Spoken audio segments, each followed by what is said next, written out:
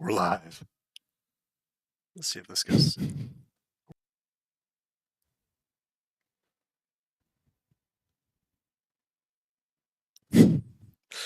Testing out my streaming stuff because my internet is not very good. This green screen looks terrible. Let's see if I can change that.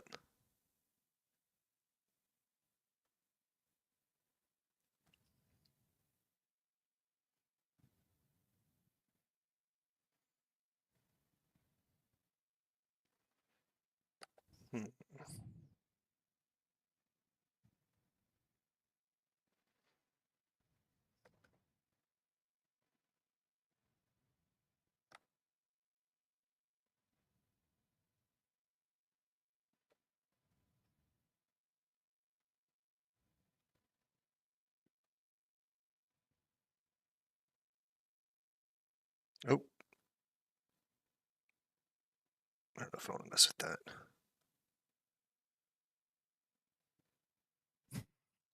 Oh. We're splitting hairs here.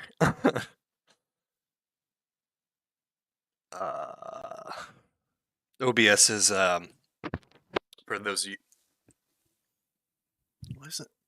For those of you who've never used OBS before, it's a treat.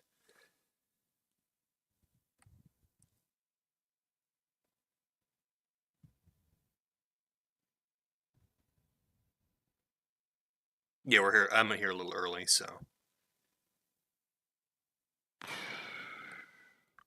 I haven't streamed in quite a while, so I'm trying to figure out.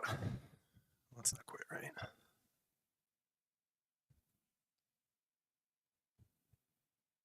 That's not good. Kind of cool, but not what we want.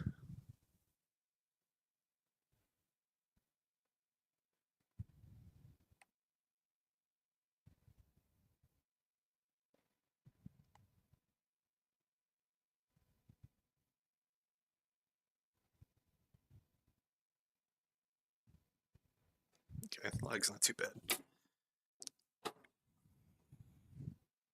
For those of you who can't tell, all two of you, I'm in the lab right now, and yeah, I've got my wonderful green screen behind me. It is hot, as per usual. It's quite hot in here.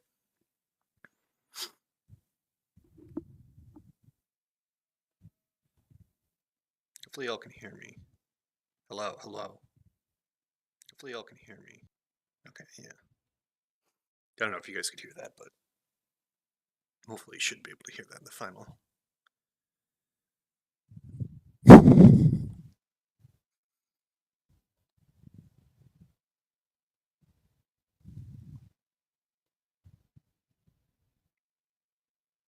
Oh, what's up? I recognize the little icon. Can't remember the name of the channel. Blue guy? Hold on, let me go to Discord real quick.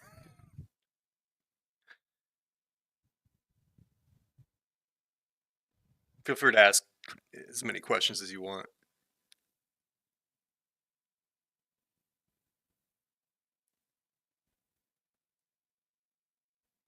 I don't know why I keep wanting to say Prussian blue, but I know it's not that.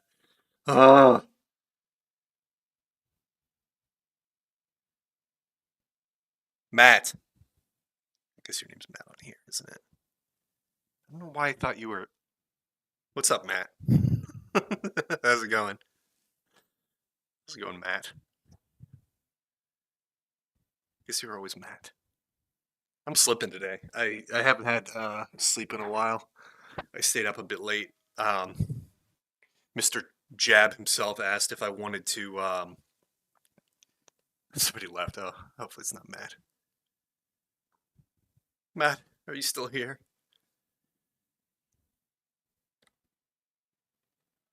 That's fine.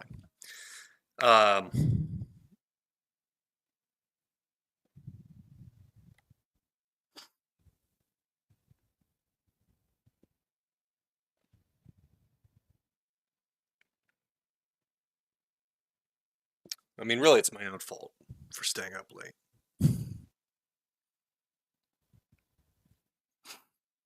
I've reaped what I've sown. I stayed up late and now I'm paying the price. Hello, Mr. New Viewer. We are testing my audio stuff. If it sounds good, then leave a comment or something like that, chat, because I have no idea if it sounds good or not. I'm just trying to test stuff out because I was supposed to do a live stream and I want to pretend that I'm somewhat professional.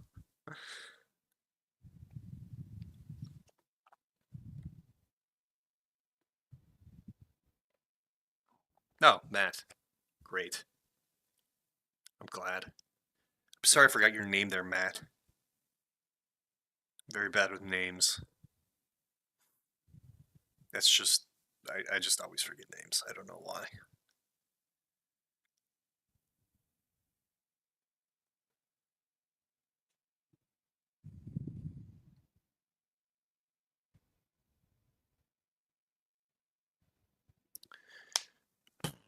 Yeah, I guess I'll just sit around and, wow, 30 minutes. Whatever. Maybe some people will come in and we can talk. In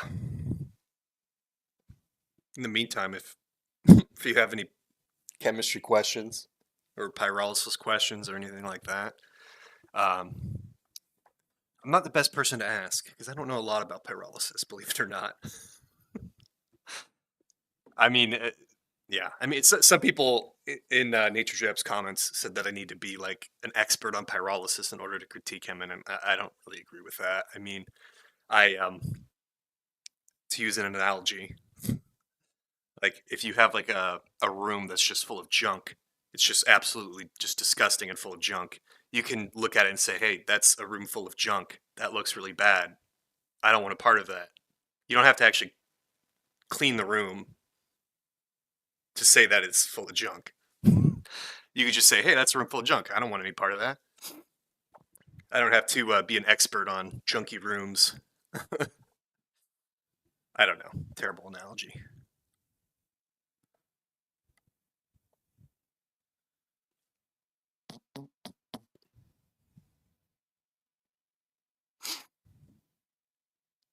In case any of you were wondering, I'm not on my A game today.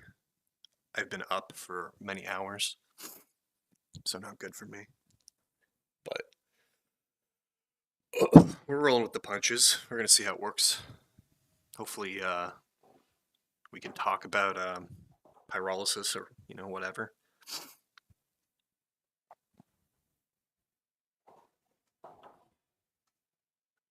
Did any of you guys hear about the grant that he got? The man himself? Yes, it is I. Julian. Are you the Julian, or you just so happen to be named Julian? I'm testing my stream out. Probably way too early. I was going through all the stuff, and I'm just like, let's just see if it works. But yeah, no, I have way more time than I needed. Whatever, gives people time to get in, I guess. It's whatever. People don't mind waiting forever. No, if you want to leave, I don't care.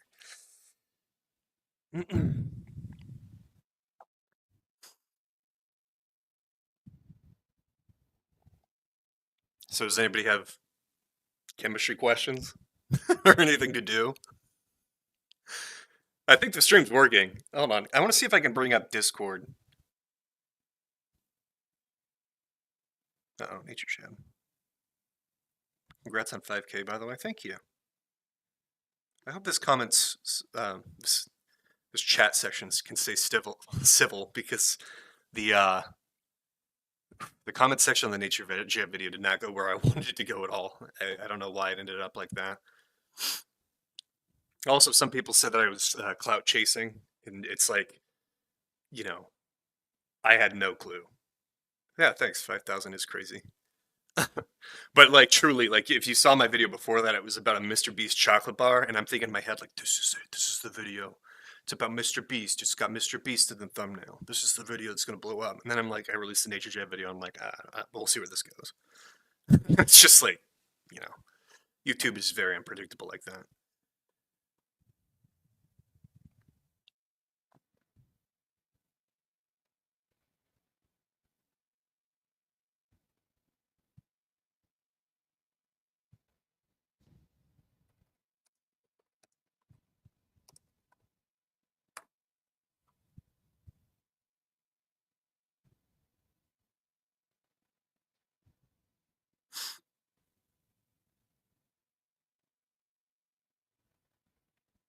Yeah, no, I have no clue.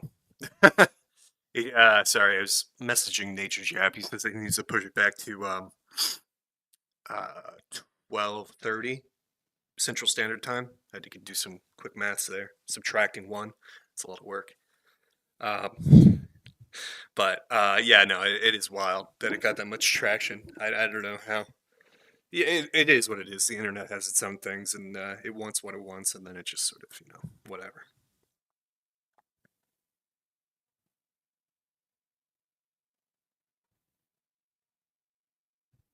People were waiting for a bit different view on a subject. Yeah, yeah. I mean, I guess I filled a gap in the market, and that's usually how YouTube videos sort of blow up. Like, I made a video on what was it? I made a video on acetic acid with stuff from Walmart. It like I have no idea, and then it just like sort of blows up, and then I like do some research, and I'm like,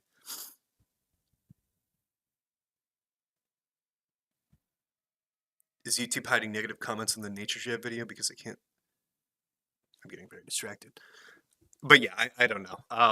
I think if you fill a gap in what YouTube wants, then they just sort of push your video to the end of the earth. Um, is he having negative comments on the Naturejab video because I can't seem to find a negative one? Um, I wouldn't think that YouTube would do that. I actually had some people thinking that I was deleting comments on the Naturejab video, and YouTube's a little buggy sometimes, but also you can step in and delete comments if you want to. Um, I did delete some comments. You got me. But the comments that I deleted were just people who were just being racist, and I don't think that there's any room for that. There's there's no need for that. It's not that wasn't an issue. So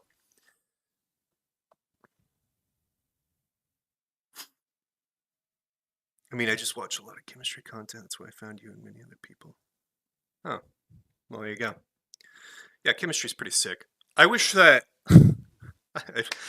I don't. I mean, I guess if it said it on like a live stream or anything like that, I've just said it to friends like all the time.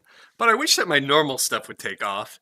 You know, I I make this video like I put a lot of time into these nice videos that I really like and I'm passionate about. I'm like, oh yeah, yeah, chemistry, acetic acid, stuff like that.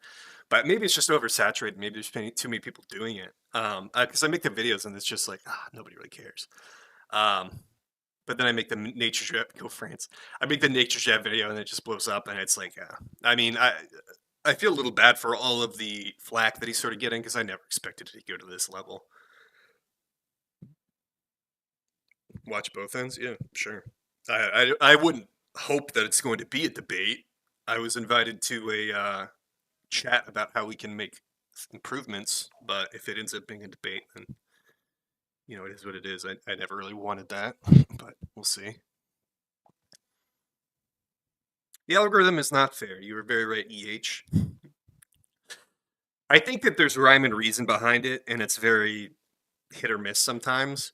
But like, yeah, I mean, maybe I'm just sort of like trying to connect the dots, just trying to see if something's there when it's really not. Um, but yeah, I mean, if you could fill a gap that's missing, a big gap, that's hmm.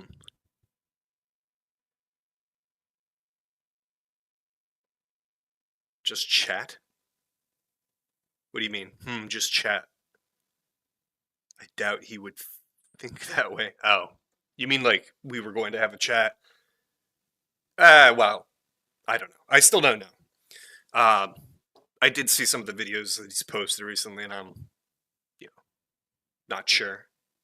But I look forward to talking. I do want it to be like a sort of civil debate, but who can say?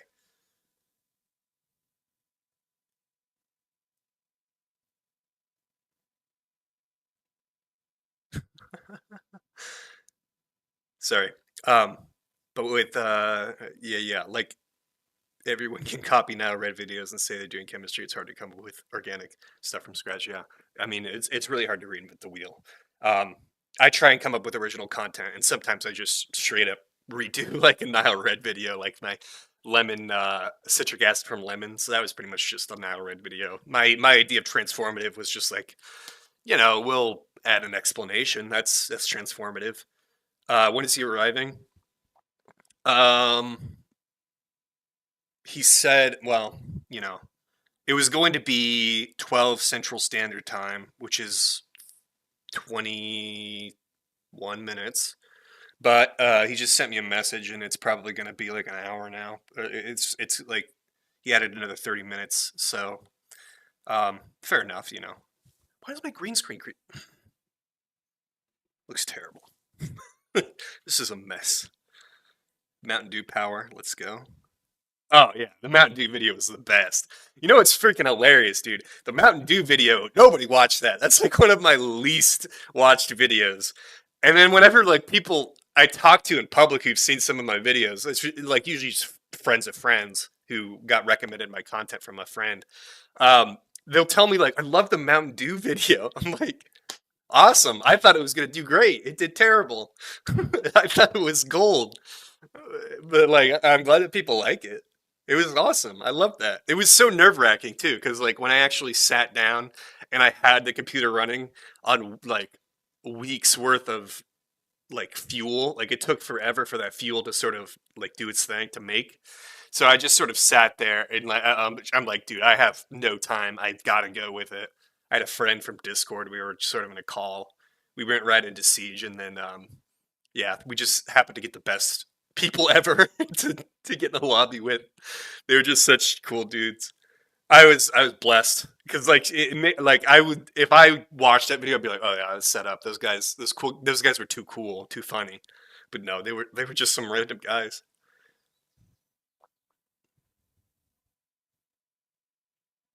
Fears with better material should be able to revisit it and power bigger things. Oh yeah, I love fuels.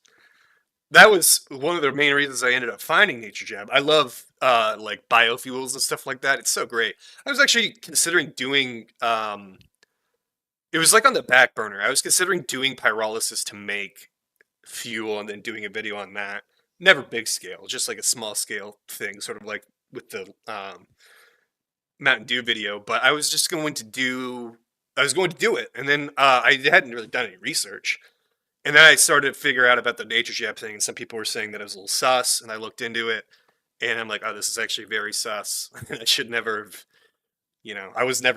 I never did any research on it, so I had no idea, but it was sort of on the back burner. I thought the biofuels are cool, and that was just one of the ways of making them. It's maybe not the best way of making them, but, it is what it is.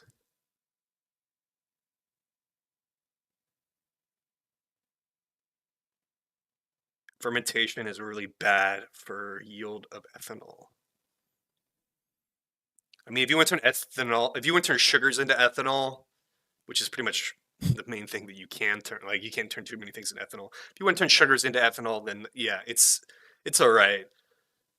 Depends what you ferment. Yeah, I mean, I can't say for certain because I haven't like done the research on how effective is it exactly, but I think it reacts most of the sugars, right? Like depending, you have to have a right amount of sugar and the right amount of yeast. I think that the sugars though, like they're pretty, easy to come by. You can grow some potatoes, some sweet potatoes. Wood in fermentation makes methanol. I'm not exactly sure how that works. I've heard that. I know they call it wood alcohol. I don't know why wood would form methanol and other things wouldn't. Not entirely sure. Also, starches. I don't even understand how things I don't know. I don't understand how wood form ethanol like methanol because wood is like cellulose mainly. It's not really like free sugars, so I don't know why it would ferment at all. Depends on the yeast. I make booze. Ha ha ha. Yeah, don't make booze out of wood. That'd be sick if you could. And maybe you can. I wouldn't be surprised if you could get some ethanol off of it. I wouldn't try and separate the ethanol from the methanol, though. That is a dangerous game. I mean, you could maybe do it. You'd have to do a few distillations and risk going blind. there's one thing that I don't like. It's taking unnecessary risks with chemistry. I mean, I try and be clean where I can, but at the same time, I'm taking some risk. But like, I'm not, well, I'll let you guys in on a little secret. I'm making a video about it's already in the works about a certain chemist who's been doing things sort of recklessly, and there's a certain chemical that they made, which is just I don't know about that. It's very very toxic. Like 1 part per million in the air can kill you in 10 minutes. And they're just like big chemistry YouTuber. Is it Prussian Blue? I'm sworn to secrecy. But you'll see the video. I don't know why it should be. I don't even know if I need to be keeping it secret at this point.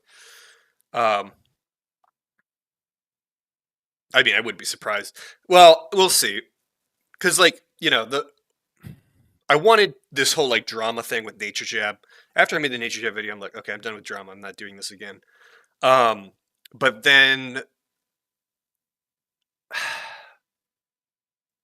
don't know if I can say this. Somebody reached out to me and they wanted me to do a video for them about like some of the dangers of chemistry, and I'm like, okay, sure. I could do that, and that's sort of the video that I made. But yeah, I mean, it's like drama. Yeah, I didn't want the channel to be drama, and I never really would. But you know,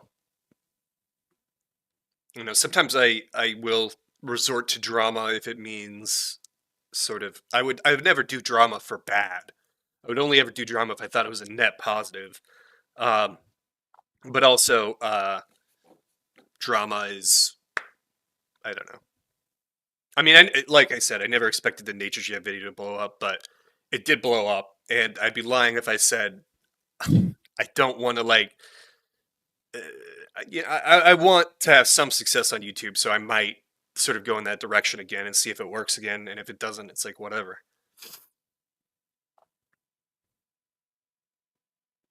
Both talk-based and experiment-based Dangerous Lab. I want to do, I'm sure people won't love it. I made the Naturejab video and then I uploaded 2 videos and they probably got like 1,500 views combined, or maybe even less. But like, it's the content I want to do. Drama's half of entertainment. Can be.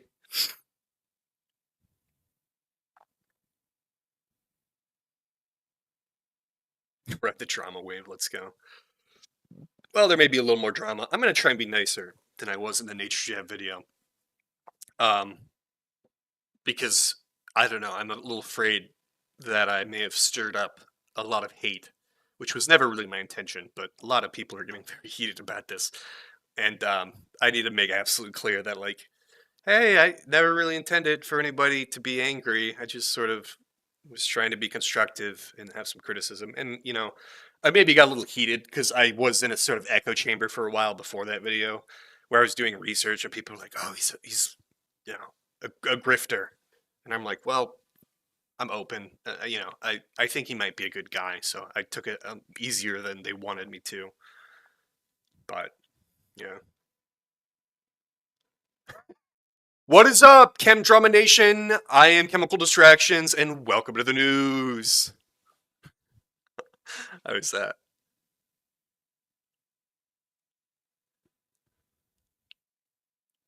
Chem Drama Nation.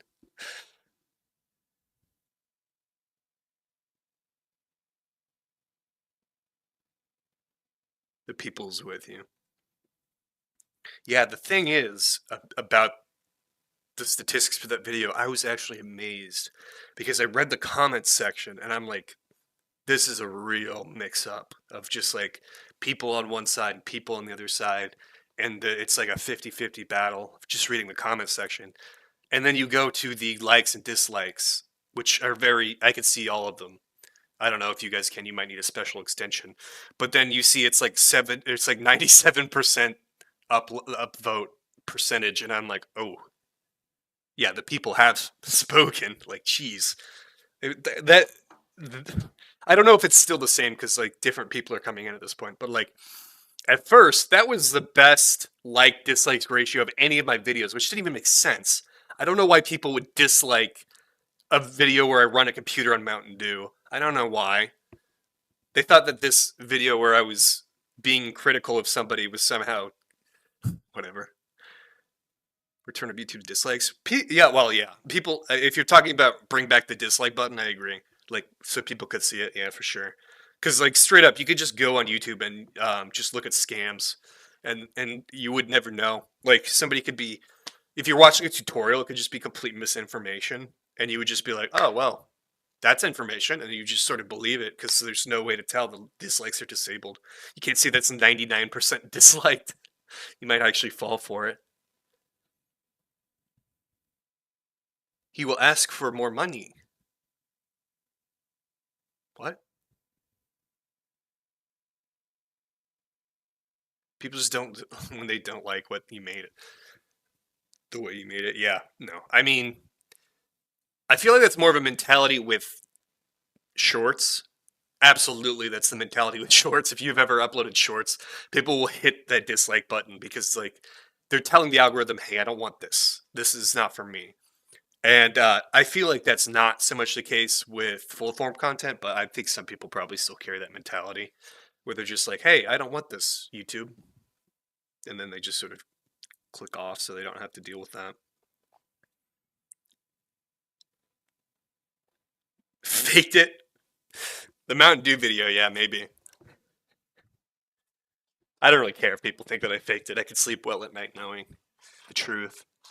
I did it for me. I had fun. It was a cool proof of concept. Oh, I can die happy knowing that I'm a lot higher now. I could die happy knowing that I successfully ran a computer off of Mountain Dew sugars. Why am I bright? This is we're having some technical difficulties. I raised my chair and now all of a sudden everything's bright. What happens if I go? Nope, still broken. OBS, why do you do this to me? Oh, it's fixed. Of course it is. Why am I gray? Okay, now it's back to normal. God bless OBS. Whoever made this, top tier software.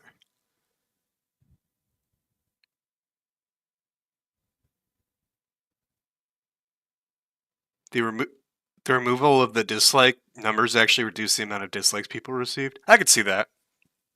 Depending on the content.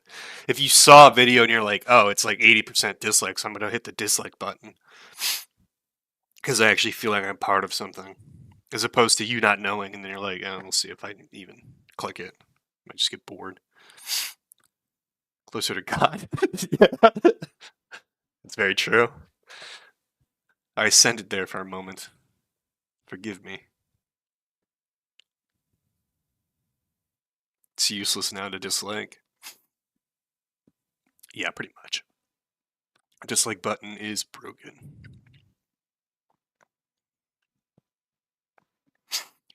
I think YouTube just... I think you phrased it wrong. I think YouTube just to make the community less hateful in general. They did it to make the community less hateful in general. Yeah, they did. And on one side, I agree with them. The hate brigades were out of control. There was some people who got sort of canceled, and then like they could just upload a normal video, and it was like 90% dislikes because the color of their shirt or something. But like, there's pros and cons to it. I don't know. There's definitely big cons to it, like you not knowing misinformation because the like and dislike is disabled.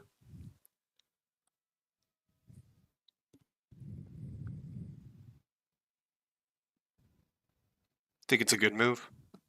There's pros and cons to it. I'm not going to say it's a bad move. I mean, in my personal opinion, I think I want it back, but I could see why, I could see why you wouldn't like it. There was definitely a lot of downsides to it. Yeah, like people were sort of like mass disliking videos because they're like wanted to see the number go down. When did I hit 5K subs? Congrats. Like, say yesterday. Crazy how that works. I feel a little bittersweet about it. Same way that I felt when I hit 1K subs because I uploaded like what video was that? It was definitely my acetic acid video, but I hit it like instantly, like third video or something like that, and I was already at 1K subs, and then I'm like, this doesn't feel like much of a reward. I feel like I didn't really do much of anything. It's like winning the gold medal at a marathon because you took one step and you're like, okay, whatever. It's sort of bittersweet. This is maybe a little. Well, I want to say it's more well deserved, but I don't know if it really is because most of the subs came from the Naturejab thing, and it's like, I feel a little iffy on that. Did the ibuprofen video flop? Depends what you qualify as flop. I liked it. Oh, what's up? Yeah, take your time. I'm just talking to people. We got 9 people in right now, and you know, I don't expect much because my streams don't usually do that well, but that's okay.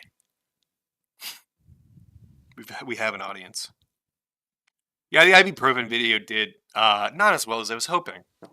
That's how all my videos go. I expect it to do really well, and then it's just like, you know, it doesn't do well. It does do well. Yeah, I have no clue. The algorithm is quite confusing. Like I said before, some people called me like they said that I was clout chasing with my Naturejab video, and it's like, dude, if I would have known that I could have made a bunch of views off that, you think I would have been messing around with? Well, that's not true. I would have been messing around with all that other stuff. I love that stuff. That's my favorite. The Naturejab video wasn't even wasn't my best work. I have things that are like, and chemistry is one of them. I like the firework video. That was kind of cool. Maybe I'm sure a million people have heard that before. That wasn't breaking news on fireworks, but some people don't know how explosives work. So I'm like, I'll share some of my knowledge. It's actually funny because I didn't. I don't know. Some of the videos that I make is probably my favorite videos to make are just like videos where I don't actually have to do that much research because I kind of already know. Oh, thank you. Yeah, the firework video was fun. I like that. Making gunpowder, I could have done a million things, and talking about how firework was probably not the best thing. I don't know. It's very unpredictable, but I liked it. Plus, once my channel gets bigger, people go back and they watch that kind of stuff. My first video did terribly when I first released it. That's just how it is. And then I started getting more subscribers and followers, and then all of a sudden my first video became one of my most popular videos. As people went back and they're like, fireworks are very polite. I like making hydrogen while charging my car. Using batteries. I use it to blow things up. Alright. Did you start making the video on the 3rd or upload it on the 4th? Oh my god, dude. I was on such a time crunch with that video. If it seems like the video sucks, it's for a reason. People were like, "Oh, the editing's not the best." I'm like, "Yeah," because I wanted to get on the 4th, and I started like late at night on the 3rd. I think I probably put 6 hours into that video, like in its entirety from start to finish, research, and then recording, and then like 6 hours for all of that. That sounds like a lot, but that's not very much for how long it takes to make a good YouTube video. The intro was great. Are we doing a Discord call? That's we can. I don't know if whatever works for you. I don't know how else we can really do it.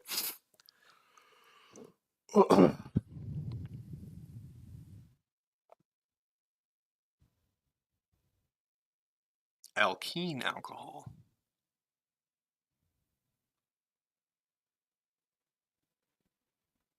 Live stream button on PC. I'm using OBS.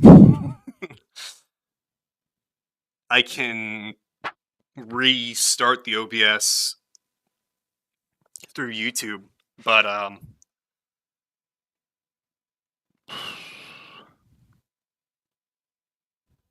we could do it either way. If you can't find the button, then we could do a call, whichever. I think I should be able to pull up Discord on my live stream.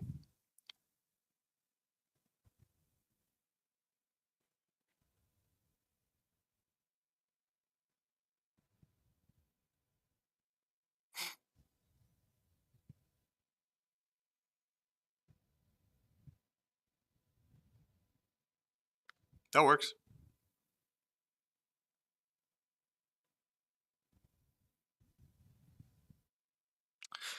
There might be a delay. Well, whatever, it's fine. I don't know. I'm not the expert. I feel like none of us are experts. Just sort of shoot from the hip. Actually, you know way more about live streaming than I do. You do way more live streaming. I've done like a few, and you know, like 3, 5 viewers. I think I peaked at 15 once.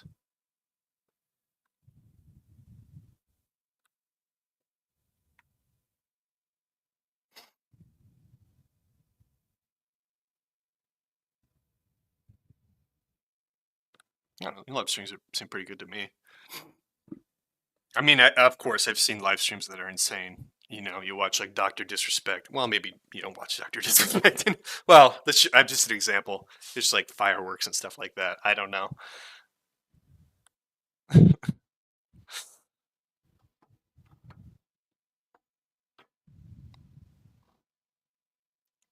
Yeah, I trash OBS because I can't seem to manage to get the colors right for my green screen. At this point, maybe I should just drop the green screen, but disrespect law. I don't know the whole thing behind that, but I do know that people were upset with him. And it is what it is. I don't know what happened. I knew it had something to do with like minors. So yeah, I guess he disrespect the law. We're not going to get into that. This. Okay.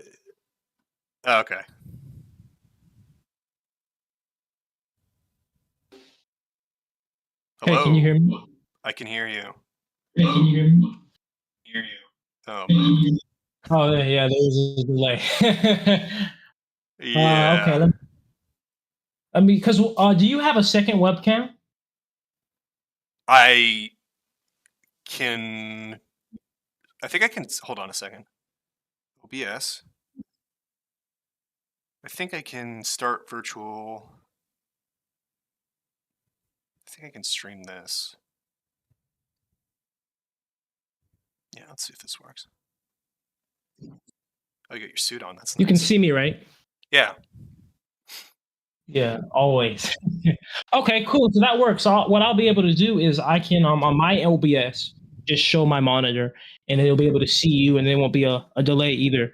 Let me just get my audio stuff right, and we can get started. I'll go live on my end too, just making sure that they'll be able to hear you let me see without a delay. Boop.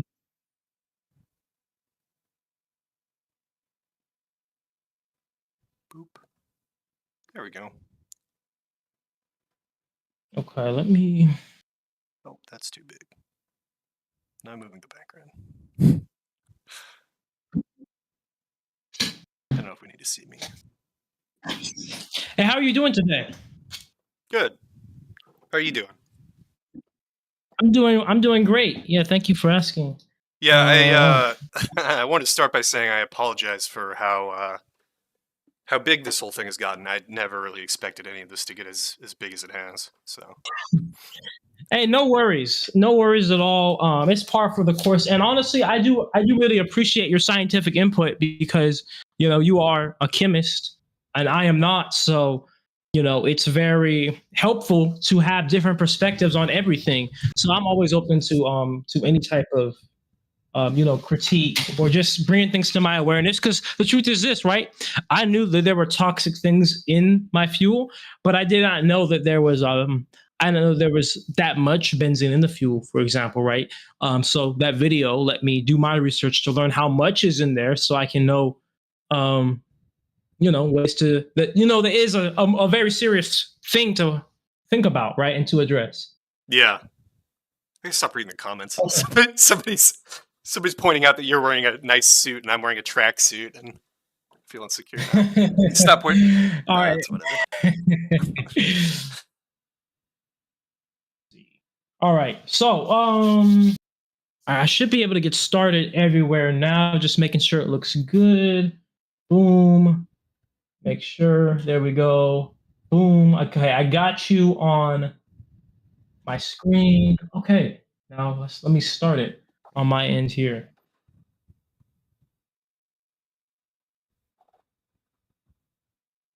Screen.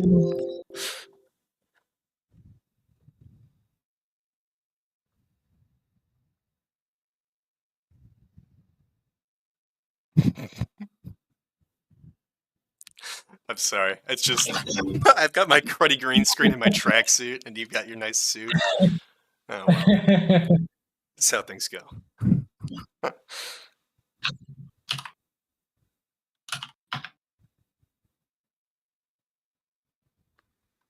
All right. Oh, I guess I can take a little screenshot for the thumbnail, the live stream.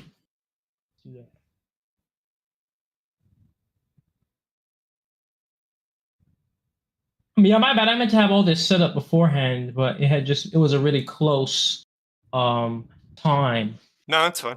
From when I just got off my meeting. Yeah, that's no problem. Thank you for making this time. Yeah, I appreciate your time. You know what? I appreciate your time because, I've already wasted so much of your time, and I apologize for that. It's all right. It's all right. Yeah. Goodness gracious.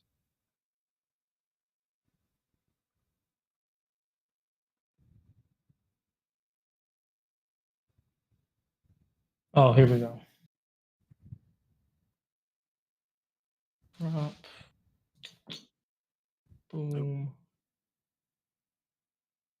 OBS. Oh, it's still there. Why? This is not what I wanted. Exit.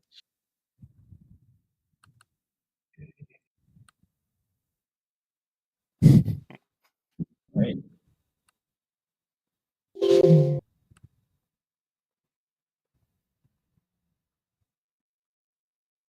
How do I go full screen? No. This is not what I want.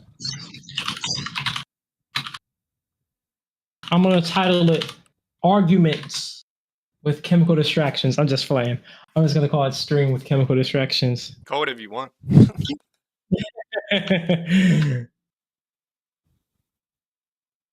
Why did I have this working before and now it's all of a sudden just... Oh, hi chat. There we go. All right. People reading my Discord DMs. Trying to get... It's whatever. All right, I'm just gonna confirm that I'm streaming on my YouTube, and then we'll be good to go. Okay. Just make sure it's on.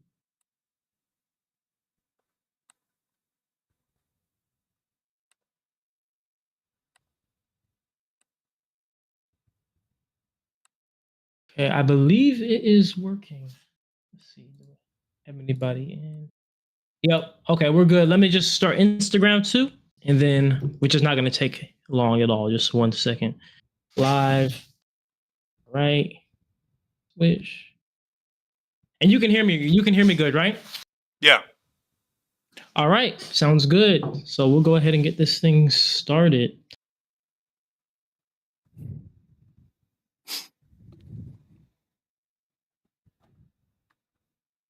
All right, I'll let you know. I'll let you know once Instagram loads up. It's almost there. No problem.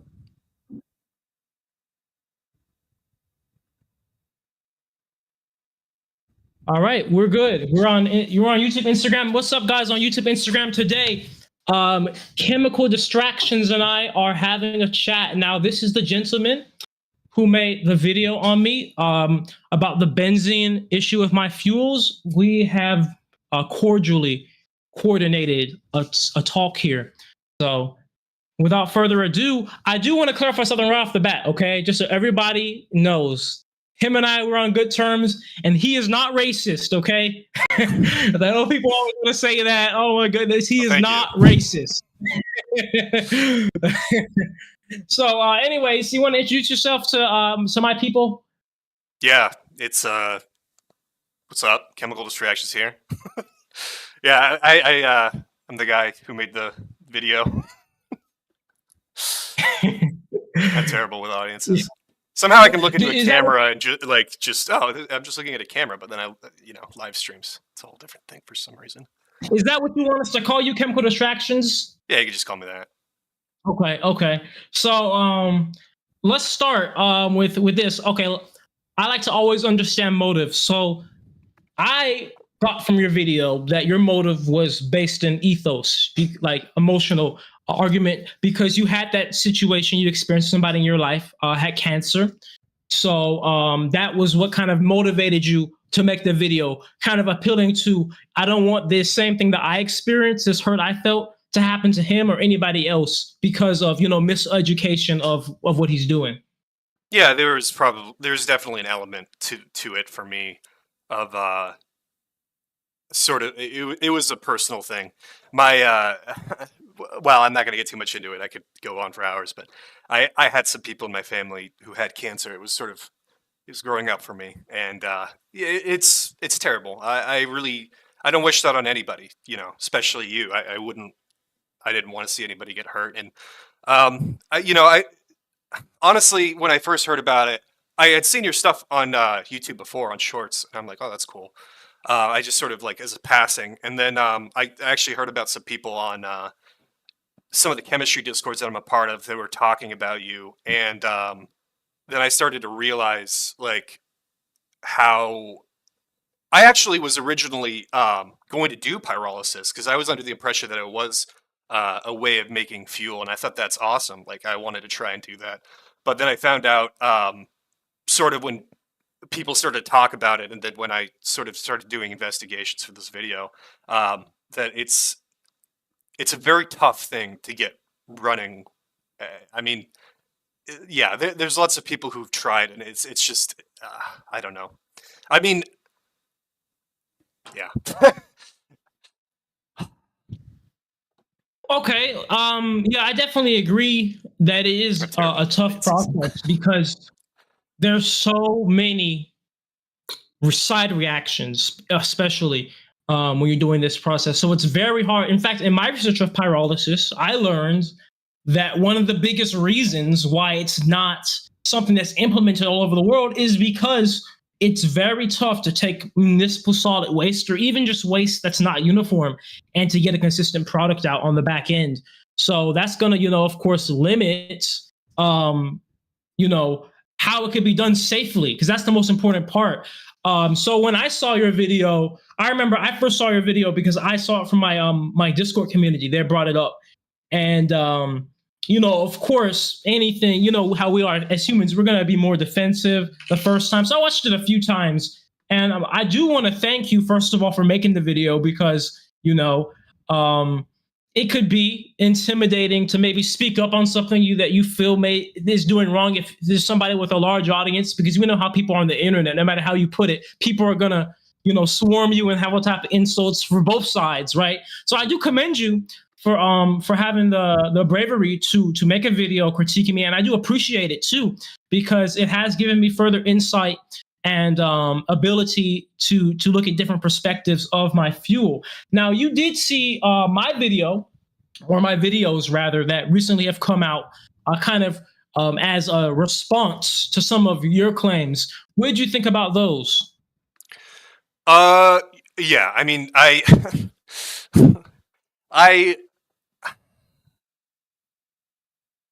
honestly, I felt a little bad because I felt like maybe I got off on the wrong foot with you, and I never really intended for it to be sort of as negative as it maybe came across. I think that, lots of people probably interpreted it, the way they wanted to interpret it, and I didn't really mean any harm by it. Um, but yeah, I'm sorry. I've been up super late. No worries. I just keep forgetting what I'm saying. I've just got the worst sleep schedule imaginable, but I'm glad I could be here at least. But yeah, Yeah, yeah. thank Sorry, you. so you asked about responses. Okay, so yeah, no, I was a little. I felt bad about it. Um, but no, yeah. I mean, I think you actually had some good points. I mentioned that in Discord a bit, but I think you did have some good points. I think that I definitely think that the point about the truck was maybe short-sighted. I don't know how I quite got to the conclusion that benzene was coming out of the truck, because you're right that the fractions are sort of off there. Um, is there some benzene? Yeah, like in chemistry, yeah. Even though the boiling points are not really even relatively close, there's maybe a little bit, but it's probably like Yeah, fractions of a percent. It's very negligible. Um, right. but the thing is, I do still have some concerns about. Well, I didn't say this in the video, so I'll give you credit. Like you're 100% right. I didn't say this, and I was wrong. But I do still have some concerns about the fuel, even the diesel fractions of the fuel, because there is so many things that could be in the fuel, and we really don't know. And the only thing that I can really go off of at this point is the studies out there that sort of exist for analyzing what's different things, different processes that people have done for pyrolysis. And it's actually tough because I tried to find sources for pyrolysis where they didn't use catalysts. And I maybe made a big point about catalysts, maybe too. I mean, well, I think I did a little too much on a lot of things. Um, I, well, tangent. Let me just say, some people in the discourse that I was talking about were a little dismissive of you. They didn't really think. They thought that maybe they assumed the worst from you. So I was open minded, but the thing was I did sort of let some of that get to me when making the video. I did Yeah. maybe think that you didn't have great intentions a little bit, and then I sort of let that guide how I did the video. So some of it was maybe a little mean spirited, and I apologize for that. Um, but I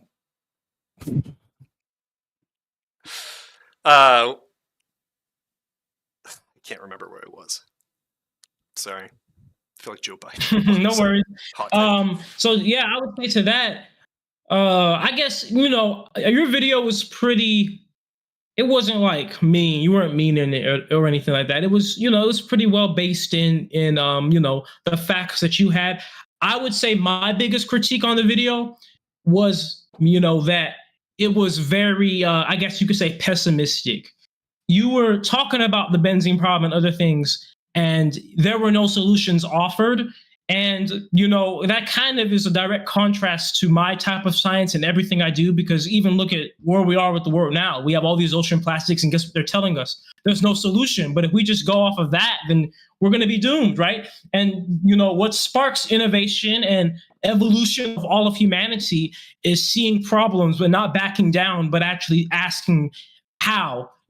Okay, yes, there's benzene, but how can it be dealt with? And that's kind of what leads me to keep going, because I know that there are things in these fuels. I know it needs to be analyzed, but I know that it can be done, especially because this fuel was just petrochemicals, hydrocarbons, stuff that's been studied forever now, the building blocks of everything in this world. So I would say the biggest critique I would have is just that maybe, you just didn't know any of the solutions, but it just seemed like you kind of like hit or we're trying to push this project at a dead end to say, like, because there's this problem, it can't progress, which simply, isn't the case.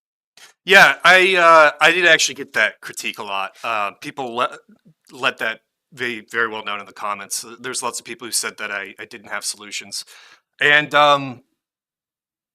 it is tough because I want to have solutions, and I have some ideas for things that you could do. I actually got somebody talk to me in my Discord who actually does something sort of similar to pyrolysis, like, and they're trying to do it on industrial scale. I thought that was interesting. But yeah, no, I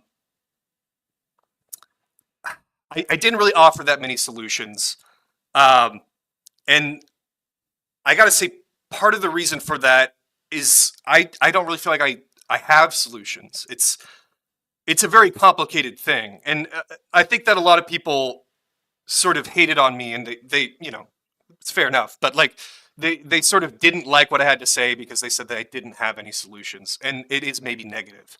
But the thing is, I feel like I don't need to have solutions to the problem in order to acknowledge that there is a problem. You know, Right. I mean, it's a very complicated thing. It's like, you know, it's a monumental task, and people are saying like I need to be able to figure it out in order to critique it. It's like I'm just pointing out that I think it's a really hard thing to do. I don't know how I would fix it. And that's the thing too, I is like I do have sort of a chemistry background, but you know, this is one of the things, unfortunately, that you get to know with chemistry and like lots of things, not just with pyrolysis, but as you get to learn more about chemistry in any aspect, you get to learn more and more about what you don't know. You learn, like I actually, one of my favorite things was in community college. I asked one of my chemistry professors, "When did you finally start to feel like you understood chemistry?" And they told me, "I don't feel like I understand chemistry because it's just so deep. It just there's such rabbit holes you could spend your entire life doing a very specific thing like pyrolysis maybe." And it's just, you know, the more you learn, the more you find out that there's stuff that you just have to admit that you don't know about, and that's maybe one of the situations that I'm in. So I guess like the reason why I was saying that is because right, you can do one Google search and find that there's benzene in plastic pyrolysis oil, but you can also do one Google search and find research papers on how to remove benzene from gasoline and how to neutralize benzene or turn it into things like benzoic acid just as easily. So I think that people were saying not necessarily that you owed a solution to bring up a problem, but more of like it seemed like you were doing the research purely on the problem and not at all on any type of way of it being solvable, like this was some type of problem that couldn't be solved, and that's how it kind of came off in the video. So I yeah, think that's why there might have been some people with that may have responded negatively in the comments, because they may have thought that you were saying like what he's doing will never work because there's no solution to this. But instead of saying, there could be a solution, I just don't know about it. yeah, and that's fair. You know, I'll try and do that in future. I mean, I obviously can't turn back the clock, but no, you're right. I could definitely try and offer more solutions. I'm actually doing another video as a request from somebody. I can't really say who, but it's sort of a critique of somebody else, but it's not really. I've learned my lesson. I'm trying to be much nicer about how I do critiques, and yeah, no, sorry, it's a tough thing. I'm going to try and offer more solutions in the future, but also, yeah, no, I do think that in this particular video, the one about you, yeah, no, I didn't offer a ton of solutions, and I could have done more research to provide solutions, but part of it was I was just sort of going off of the things that were off the top of my head that I sort of knew about chemistry, because I do know a thing or two about benzene, and I do know a thing or two about different chemicals. And from where I'm standing, if you have just sort of a mix mash of different alkanes and alkenes and different carbon-containing molecules, it seems very difficult to be able to extract benzene from that. And I was trying to think in the top of my head, and I should have done research, honestly. But I was trying to think, and it's just like, this isn't a trivial thing to do. And it goes sort of beyond benzene. I mean, benzene's part of the problem. There's other things too. And that's just sort of the compounding problem here that I sort of see, is that like, I want this to be as simple as like benzene, but like, it's just sort of, the more layers I unravel, the harder I feel like this really is to do. So yeah. Okay, yeah, that's fair, because there is a lot more in the fuels than benzene, and that also makes sense because that is how it kind of came off in the video. Like it was kind of like very surface level. Like there were some things Like when you had mentioned my machine runs under high pressure, when you put up the explosion clip, when my machine itself actually runs under vacuum, the exact opposite of that, and the distiller just exploded because the vacuum pump wasn't on to pull the pressure out, right? So, and then when you also mentioned benzene being difficult to distill out from gasoline because they're so close in boiling points, I immediately was like, well, that's not true because you can do vacuum distillation to allow better extractive distillation of close fraction products like that, right? And then, of course, the truck thing as well. It kind of just seemed like you just kind of like skimmed through my channel, and then you had, or you have a basic chemical understanding of chemistry, and so you understand the dangers of benzene and stuff, but you didn't go much deeper than that. And then on top of that, I would say something. This isn't really from you, but definitely from a lot of people that maybe have responded or commented. I do truly believe that people are overplaying the degree of danger.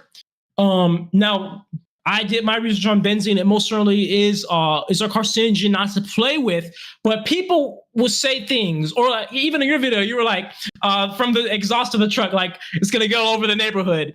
With pyrolysis, everything is captured, right? So of course, I burn my oils in the engine. I burn them to see if they light, but that's so small, right? Like that's such a small amount. I had my distiller blow up on me, but when things are operating properly, it's contained within the oil, the carbon. I know the whole fertilizer thing, and I will go on that tangent in a second.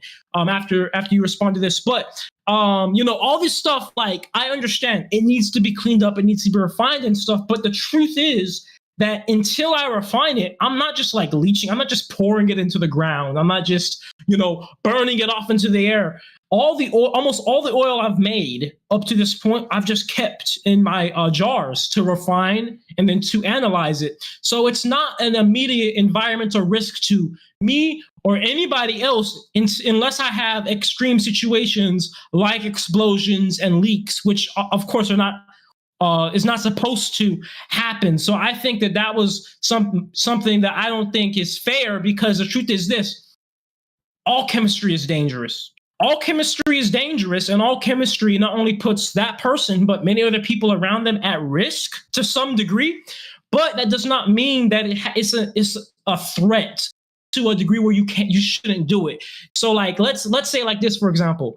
I'm creating these fuels that are contained and they're not just being emitted. I'm not leaching it, I'm not pouring it into the ground. There was the kid that was making the nuclear reactor in his backyard. That's a threat, because that is literally irradiating everybody around. Absolutely. My fuel, I'm not taking my fuel up to my neighbors and letting them sniff it. You know what I'm saying?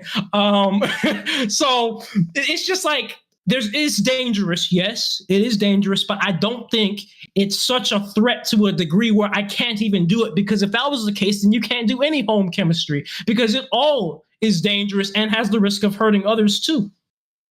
I think that's a bit of a conflation, because when I was a kid, I used to do videos with hot ice. I don't know if you guys are familiar with hot ice. It's sodium acetate trihydrate. You make little crystals and you heat them up, and you can melt them, and then you can just sort of put your finger in and it'll expand. It's like a cool little chemistry thing where it's not very dangerous. I mean, there's different levels of danger in chemistry. I think that some people for sure got carried away, and some people were like, "This is," they thought it was way more dangerous than it was. But the thing is, it's difficult to make assessments on how dangerous something is exactly, especially with chemistry, because like there's so many things to account for. I think I usually like to err on the side of caution, obviously, probably, but like it's very tough to know how damaging that is, and I don't know if it's like a little. I don't know if it's a lot, but I know it's not good and it's not neutral. It's probably probably on the like not so good side at the very least. It's hard to evaluate those kind of things. I mean, there's a lot of variables to account for. For sure. I mean, like and that. Well, I was gonna say, like, I'm doing this video on this other guy, and he experimented with a chemical where the chemical is so poisonous that 1 part per million in the air can kill you in 10 minutes. Like, Oh really wow, bad. Like that, wow. and that's way worse. Of course, that's way worse than any of the stuff. But like the thing is like there's just sort of levels to it, and sometimes it's hard to know. I could look up the toxicity of this thing that he was dealing with, but like there's a lot going on here. And some of it isn't even obvious. Like there's furans and dioxins and polycyclic hydrocarbons and stuff like that, and those things are just such a broad category that it's like I don't even know where to Yeah, start looking up. I don't know what the percentages are exactly. um, and it's like, you could say, well, if you don't know, then maybe it's fine. Well, maybe it's not fine. They're known not to be good, so it's hard to know how much is okay. That's yeah, basically that's a my two good point. cents. That's a good point, I especially from the outside, I right? also Because you don't know. I also want to say I do think Oh, that you are mostly containing it pretty well.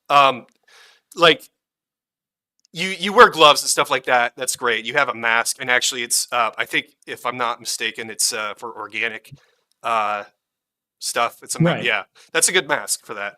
It doesn't filter out like all things, but it's pretty good for the most part.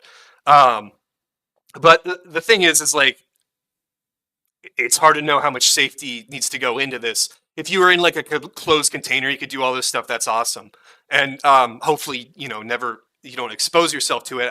Whether how bad that could be, I don't know, but like, that would be a good option. And even doing it in your backyard, it's hard to know how much is going in to the air or anything like that. If there's leaks, or Yeah. whatever. But I don't know. I'm a little skeptical, but I think that you are handling mostly pretty good. As far as like keeping the liquid, not like spraying it into the air, like just going sort of wild with it. Well, thank you for that. I, I think that we all can agree, regardless of how I've been doing it or regardless of whatever, it needs to get out of the neighborhood, and it is. That's good. You congratulated me on when I got the grant, and thank you very much for that because that's a huge thing for this whole project. I've been doing this for almost 4 years now, and it's always been in the backyard. I haven't had another option, but now I do to do things better and say that's better for everybody because if there is some crazy poisonous stuff coming off of this. The only person that deserves to get poisoned is me, nobody else, right? So, and then if there's an explosion, the only person that deserves to get blown up is me. Nobody else deserves to be hurt because of my research. That's good. However, we do have to, I think another thing in your video was a lack of acknowledgement. There was a section of your video where you were like, well, this dude is just a welder. So I don't know if you exactly said this, but you're kind of alluding to he really doesn't know what he's doing. He's just telling people that he knows what he's doing, but he doesn't know anything about chemistry. He's just a welder.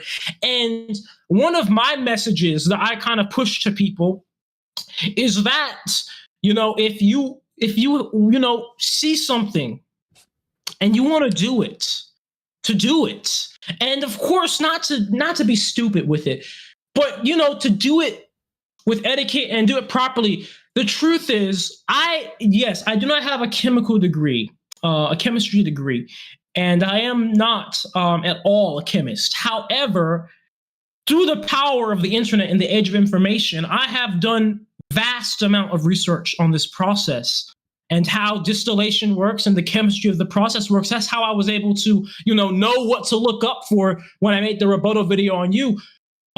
So the thing is, we can't there has to be a balance, right? Where you tell somebody to be careful or like, hey, you can do this better without kind of like discrediting and like shutting them down. Because I feel like that's the vibe a lot of people got. Like they're kind of like you're telling me I should just give up. And if we do that, humanity won't progress. Most of the best inventions in this world have come from people that were not accredited in their field that they were working on in that invention. So like if you have a chemistry degree, that is amazing. But if you don't, I don't think that should be something that holds you back. I think that you need to do your due diligence and your research. You need to do even more if you don't have a degree. You should not be like me and be out there barefoot, do the PPE and stuff, learn from other people's mistakes. But, I think that we do have to remember that for all of humanity's sake, it takes bravery, and it takes an innovative problem solving mindset, and most importantly the ambition to just go out and do it, to get things done, because these companies, these governments aren't doing this, right? They're not doing it like we need it to be done. That's why I started this project to begin with, as just a welder, right? I said, I don't care that I'm just a welder. I see that there's a problem in this world, and I want to find a solution, and I'm going to just figure it out, even if I'm not accredited. I don't have, to me, I didn't say it as I had the time to go the course of undergrad, then grad school, to get a degree, just to start, and then get a job, and then I could start the machine. I saw it as, we only got a few years until these microplastics are in literally everything, and they're giving us cancer and stuff. So I got to figure out a solution now. And, I think that type of mindset, it can be dangerous, and I have experienced the danger and the injuries. So that, you do have to have the balance of doing it safely with the proper research, but it also is a great mindset to have to get people to be more innovative, because you don't hear about that as often as you used to back then, people creating things in their garage anymore. Yeah. Yeah, no, I do think that people can innovate without a degree. Like, by all means, it's totally possible. And yeah, no, I might have been a little disparaging, and I regret that. But the thing is, like, I've talked to a lot of people who do like hobby chemistry and stuff like that at their home, and a lot of the times I feel like they're sort of missing things that I learned in school, because sometimes the sort of broad category provides a lot of education that you normally wouldn't think to even ask about. A lot of things like safety, Yeah. which I think you're doing safety, it's pretty okay as it is right now. But I think one of my harps in the video, I don't know if I did maybe say that you were a welder, and but I think, not to sound even worse, but I think one of the things that I was saying is that I didn't think that you were interested in learning about it, because the thing was, you talked about like how you wanted to modify the machine, how you wanted to change the machine up, and how you wanted to like the auger and stuff like that. And the thing is like those parts don't really make much of a difference in the grand scheme of things. Let me clarify that. That was a huge miscommunication. So that information you got was from somebody that is a part of the Discord server and has been a follower of what I've been doing for a long time. That was not from me. Yeah. Those plans to incorporate the shaftless auger were purely for the mechanical design of the system. I have been saying to people for a while now that when it comes to refinement, because I get my crude oil out, like just the mix of a bunch of stuff, I have to distill it anyway, fractionally distill it, that I always want to incorporate catalytic distillation into that process. And that was the form of refinement. And I've also been saying and showing for years on YouTube that I run every single vapor I get from my machine through an activated carbon filter and a bentonite filter as well. So that part was, I wouldn't say that person was just like speaking out of nowhere, but that was not at all, the intentions of that message. Yeah. I'm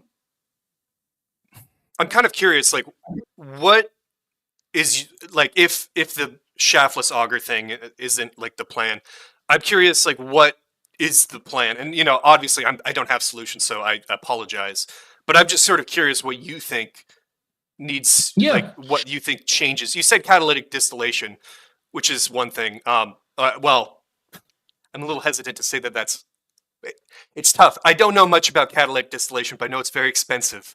Right. So I don't know, but it might be a solution. I don't know.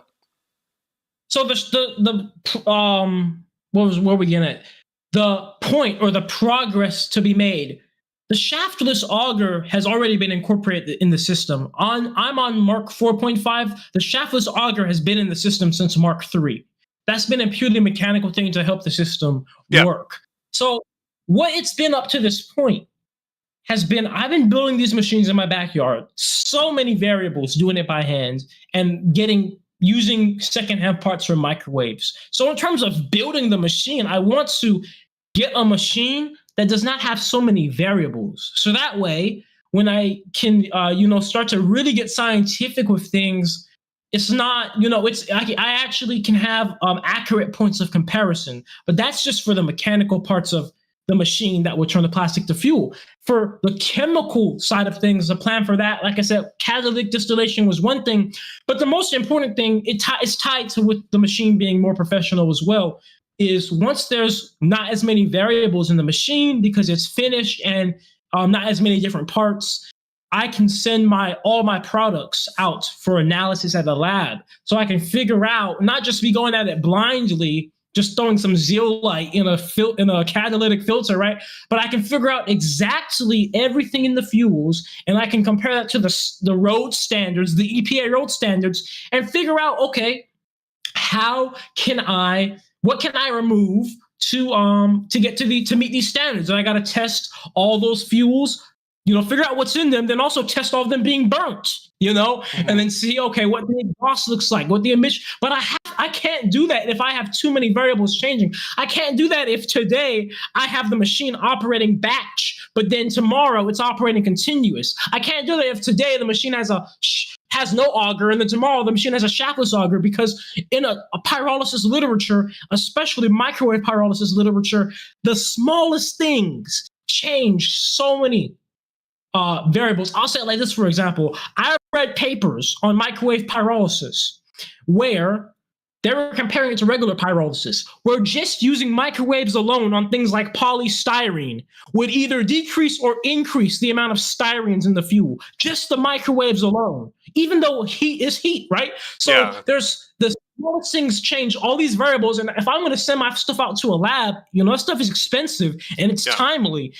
I want to make sure that I'm running the machine consistently and it's done to the fullest degree. And that's why, up to this point, I've never done anything with my stuff. I've just been holding on to my fuels. People see the videos where I just burn it for a few seconds. I immediately put it out after, usually have a mask on. And then people see the videos where I'm holding up the carbon saying, this could be turned to biochar, which could eventually be a fertilizer if properly refined. But I never throw it in the ground. I just am saying the potential of what it could be. I do understand that could be misleading. In short form content, it's very hard to give the whole story, especially when you are just trying to catch people's attention and open up people's minds to what can be done with plastic. But the truth of the matter is, I started this because I'm passionate about the environment, because I don't like companies just leaching out waste and stuff. So for me, it's deeper than just I'm just trying to get views. Like for me, I started this project because I hate throwing plastic in the trash, knowing that it can end up in the land for our ocean. So for me, I'm not going to go out on my end and pollute my own immediate environment. That's why I'm a gardener and a farmer too, or maybe not farmer, but permaculturist too, because I believe in regenerative farming. So I understand. And here's the thing, right? We had the whole situation with the consultation thing. I'm sure had we spoken before, all this would be completely different. And you did also bring that up in the video. I think that about that, the truth of the matter is this. I have a lot of stuff to do, especially because at that moment, I'm still recovering from the injury, getting stuff up and running. It's not quite the same now, but especially then, my whole day was working on that machine. And any moment that I had to spend speaking or responding to emails and stuff was ultimately less time to the machine, which was ultimately less funding for the machine, because my income was directly tied to funding the machine, which was tied to producing content, going live. So for me, it was more of like, I just had to think of time and be like, well, if I'm spending 30 minutes away from this machine, I need to be compensated, because that's ultimately funding for the machine that I lost in that 30 minutes. So that's why I have that situation with the consultations. Yeah, a lot of things. But the consultation thing was maybe a little nitpicky. I maybe just am sort of accustomed to dealing with a lot of YouTubers who are very. I'm pleasantly surprised with how a lot of YouTubers are very generous with their time, and you actually have been sort of generous with your time here. So maybe I sort of misjudge your situation, and it's not the end of the world to charge for your time. So maybe that was a bit of a nitpick. I also am curious though. You said like way back, you said that you wanted to sort of reduce the variables. What do you mean by that? Yeah, so I right now I'm in my Mark 4.5 machine. I still have, first of all, the machine is not continuous, which is the goal of the machine to mean I can load plastic in while it's running. That's a huge variable because that's going to alter the temperatures in the machine, which will alter the products. Mm-hmm. Another thing, I want to replace every single magnetron I have on there with the same magnetron. I have multiple different magnetrons of different frequencies because they're secondhand. I didn't have the budget to get new ones. I want to do all that, get new magnetrons of the same type. So that way it's not different power levels at different points of the machine. So those are two of the pretty much the main things I want to do with Mark 4.5 to have a consistent machine with consistent variables. So that way I'm not sending my fuel out to an analysis before, like, let's say I send my fuel out now, okay, and it comes back with like 30% benzene. Okay, but will it come back with 30% benzene once the machine is continuous, right? Yeah. Like, No, so that like makes to sense. me, I'm like, Makes sense. and like it's also a budget thing too because it's very expensive to send this stuff out. It's not cheap at all to get the real test to tell you everything in it. You're paying good money, and for me, I don't want to spend so much money to do that analysis before the machine is done. And I know some people say, like, well, if you don't do the analysis, how will you know if you improved? Well, I'm like, well, the whole point of doing the analysis is so I can improve. But there's no point in analyzing the fuel before the machine is done, because if I analyze it now, then the things I need to improve on will be different things to improve on when it's done. You understand? Yeah. I think that you're right. I think that you should get it to like where, like, in order to test it, I guess the testing is quite expensive. That's sort of a problem. I think that you should get to a point where you're making what you consider to be like a good point, and then you sort of test it from there. But really, I think that one of the problems that I had from the very beginning, and I probably would never have made the video if it wasn't for this, was I feel like the scale of it is just sort of like getting really big. Like, usually in chemistry, when you're working with things that could be you're not so sure about, you want to make the scale really small. I don't know if you've Yeah. some people may know this. There's a guy, Explosions and Fire. He's on YouTube. He makes like explosives, but he makes like tiny little amounts, and he does this sort of as a safety factor. If you're working with things that could be a little dangerous, it's better to start small. But I realized that the variables change, so there's that, and then also you'd have to test the small scale. It's maybe a little cost prohibitive. So I don't know. I mean, at first I would say I would start with a small scale, but given the money, I don't know. I mean, if you could come up with a way of doing it sort of outside, like you said, outside of like in a sort of a closed system, then maybe it's not that bad. It seems pretty reasonable. Yeah, and I'll break that down for you too. And the good news is the plan is actually to have the machine completely outside in a non-residential area, nobody around, and it's going to be in an enclosed carport that's open to the air. So if there was an explosion or leak, it's not going to just build up in there. But also, it's not just so open to where anybody that walks by or drives by. Yeah, I was saying closed system, and I thought about it for a second. I'm like, you don't want gas vapors in a closed system, if there was, God forbid. So that's the first step. Now to address what you said about the scale of the machine, I did start small. I started very small. My first machine was at the size of a crock pot, right? Yeah. The I'm reason familiar. why the machine has to get bigger and bigger. Mark II was the size of a crock pot. You could pick it up like this. It's been getting bigger and bigger because of my hypothesis. The hypothesis of mine has been, if I conduct continuous microwave pyrolysis on plastic waste, I will get very favorable efficiency numbers. Now, with that hypothesis, the key word was continuous microwave pyrolysis. Yeah. And for that to happen with how I'm doing it in my backyard scale, right, the machine just has to be bigger because I have to incorporate, to make it continuous, first of all, it has to be long enough. to where I can load plastic in from the beginning, and by the time it reaches the end, it's completely broken down to carbon. It's no longer plastic. So that's the first step. That's why Mark 4.5 is so long. And then next, for it to be continuous, it also has to have a large power input, because with it being a very long chamber, you have to have magnetrons at multiple points to be able to add energy to the plastic to break it down at multiple points of time. Another thing, the way how microwaves work. Microwaves have what is called a cutoff frequency, 2.45 gigahertz microwaves, the ones that are in microwave ovens, the ones that hit water molecules. They have a cutoff frequency where if you have pretty much any circular pipe or anything that's less than, I believe it's 12 inches in circumference, the microwaves will pretty much destroy themselves. They won't even work. So that completely writes off the window of me having just a really small tube. The tube has to be at least 12 inches in circumference, and then it needs to be very long, and then it needs to have multiple magnetrons, a lot of power going into it. So the way how I have Mark 4.5 is literally the minimum size that I can make it for to test my hypothesis. Okay, that's a fair explanation. Yeah, no, I wasn't sure because at first it seemed like maybe not a great idea, but the way you explained it does sort of make sense. And I do think that does sound very possible that you can't have microwaves in a small space because they're weird like that.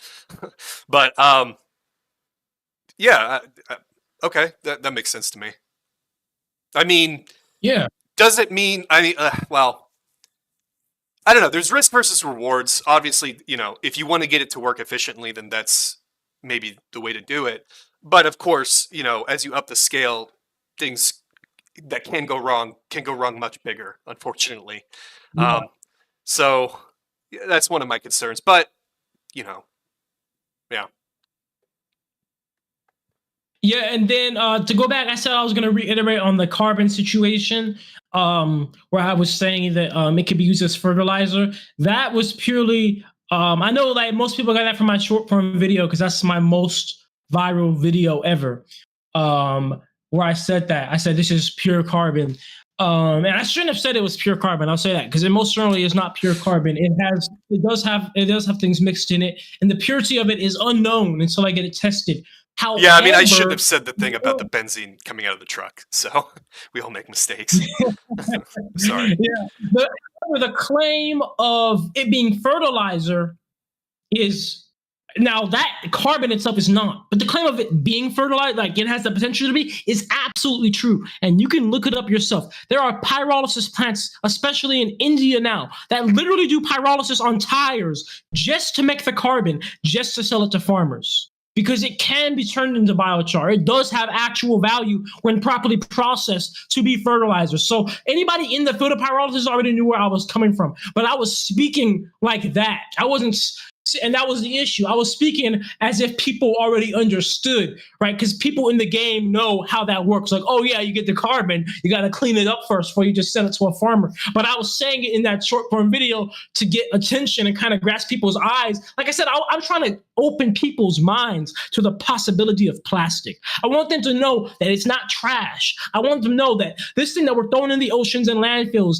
is different. We need to fight to use it properly because it has real value. So I want to tell people, yes, I can make fuels that are the equivalents to gasoline, diesel, jet fuel. Yes, I can make carbon that can be turned into fertilizer because I want people to understand that plastic is value. Right. And so that's sometimes I get excited and I kind of get ahead of, I skip the steps. Like when I get my fuel from the machine, I might be like, oh yeah, this fuel is pretty much diesel because it can be diesel. But, I have to be more specific. But, in the short form content, it's hard to, kind of, it's really hard to cater to being very scientific because, by nature, science is really slow and long and gentle. And the papers are so long, so many words. But when you're making this content that's literally 60 seconds, you got to fit all of that in and then try to be accurate at the same time.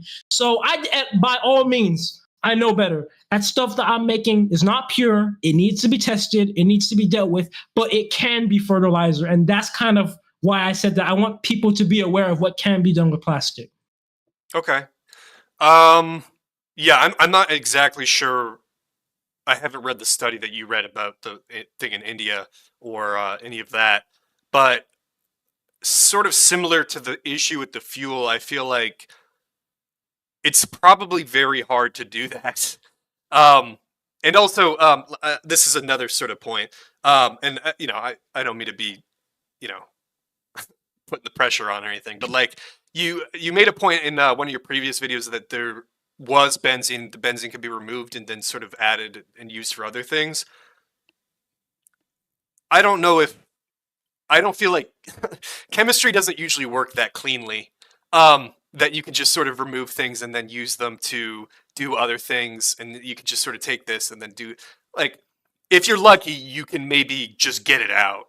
Like it's a lot of it, and that's you know sort of a whole nother problem is like getting it out often costs a lot of money.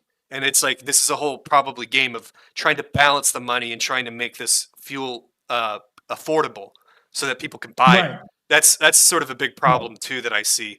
I mean, if it was just cleaning up the fuel, then that's like with enough money, yeah, I think it could be done. But the thing is like it also has to be profitable, and it's like that is very hard to do. I Right. actually, I made a joke like in community college because like as you go through college you sort of learn about chemistry and you learn how to rearrange molecules and you look at the prices of chemicals and the prices of things that you need to do things and I looked at that stuff and I'm like like I made a joke to one of my friends. I'm like, dude, I shouldn't like if I wanted to make money with chemistry. I wouldn't be like cooking meth. I would be like selling chemicals because like these things are insanely priced. And even if I wanted to like make meth or something, like the cost involved with like the chemicals that you would need to do these sorts of things, it's just like it's very cost prohibitive. Right. I had an idea of using like potassium permanganate for cleaning up some of your fuel, and I was going to recommend that. But the thing is, it's like it'll take out some things, but then it's also like the potassium permanganate costs a lot, and then when it That's true. with the amount that it costs to add just the potassium permanganate, you can't make profit. It's hairy. That's one of my views on And the that's a very situation. fair thing because at the end of the day, right, we live in a money centric world. Unfortunately, It yeah. needs to be profitable to work. And once again, I have a hypothesis for that because, Well, let me you say know, one thing. Sorry, these things can be subsidized. I don't know if you're familiar with ethanol, but ethanol is not profitable.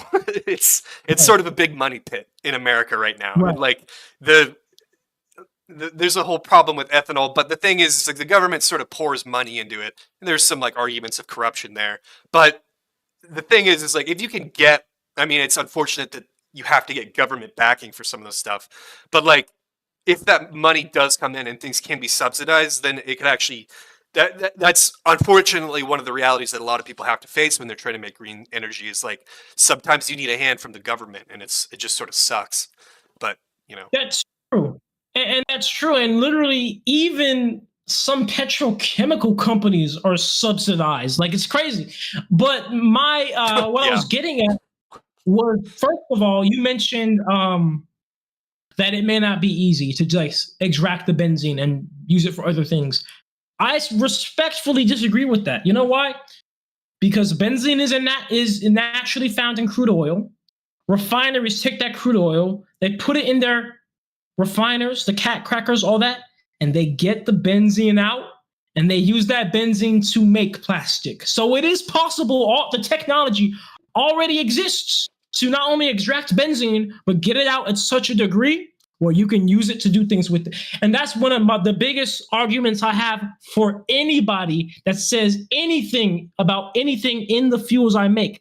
My fuels are just hydrocarbons. It's the hydrocarbons have been studied, and there's ways to pretty much do almost anything with them that exist in this world because we already had to do so much of this for gasoline. The crude oil has way higher amounts of benzene in it than is what is allowed on the road. And they had to get the benzene out of that crude oil to make gasoline that's road legal. So they had to bring it down to less than 1%. Yeah. So there's of course they're doing it somehow, right? They have to be, or otherwise the Yeah. gasoline would have too much benzene in it. So if they're doing it, I can do it too. Now, maybe they're at such a big scale where they're able to do it economically. Maybe I can't do it economically, right? Maybe I've been saying this to people. Maybe I have to completely give up the idea of I make gasoline with my fuel. If this is at a economic scale, maybe I have to just sell my fuel to already existing refineries and they deal with it because they already have the cat crackers, the hydrogenation, all those crazy things. Even I bet there's things we don't even know about that they have that they're using nowadays, yeah. right? So, that's my thing. I just am in this, mindset, and it's not an optimistic mindset. It's a realistic mindset. It's not pessimistic either, where there are going to be problems with this fuel. There are going to be things, crazy things in this fuel. I know when I get the analysis, right? But I know that it can be dealt with because I know that at the end of the day, it's just hydrocarbons. And we've been studying these and we've been finding solutions to all these different things. And we still are every single day. Well, I think that the saying that it's just hydrocarbons is sort of an oversimplification. I mean, all of organic chemistry is pretty much hydrocarbons, and not all of it is safe. Not to say that yours is like, particularly like dangerous. I'm just saying like not all hydrocarbons are created equal. It's sort of unfortunate like that. And also like I think that some of the problem that might come up, and I don't know if this will come up because I don't work with these kinds of machines, but this is a possibility. The crude oil, I don't think contains quite as much of all, like, I made a mistake in the video, a big mistake, and I said just benzene. And I did sort of like briefly bring up like polycyclic aromatic hydrocarbons and stuff like that. But the thing is like that I knew that there was more than benzene, and I just focused on benzene because I thought it was easy to stick with one thing. Explaining things to people is an art, trying to explain concepts. It's not always easy. So I just decided to focus on benzene. But the thing is there's more than benzene, and they do remove benzene from gas. But I don't know if, and I don't know. I'm not saying that it's not possible, but I'm saying I don't know how much, polycyclic aromatic hydrocarbons, furans, and dioxins, and stuff like that are in normal petroleum oil. And I'm under the impression that it's not usually as much as it is from pyrolysis. It's probably more. I don't even know if they filter for those other things out of fuel. The benzene solution of using like what they use to get out benzene, that's a perfectly good solution, I think, if it can be done cost effectively, and that may not be through you. It is what it is. But yeah, I mean, that's my take. Yeah. Yeah, that's very true, and we're gonna have to. That's why I got to get the expensive analysis done, the best of the best, so we can learn all of those things. I'm sort of curious. Is it really that much? Because I've never actually had chemicals sent off to be analyzed. I usually just don't care enough. But like that's just because like I know sort of what the realm of what I'm working with is. But there's a lot that goes on with pyrolysis, so it's sort of a big thing.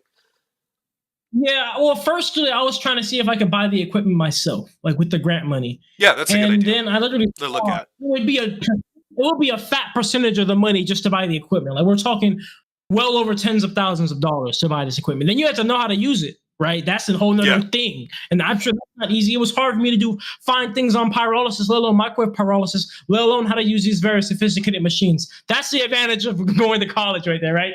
And going to grad school. So you can learn how to use this.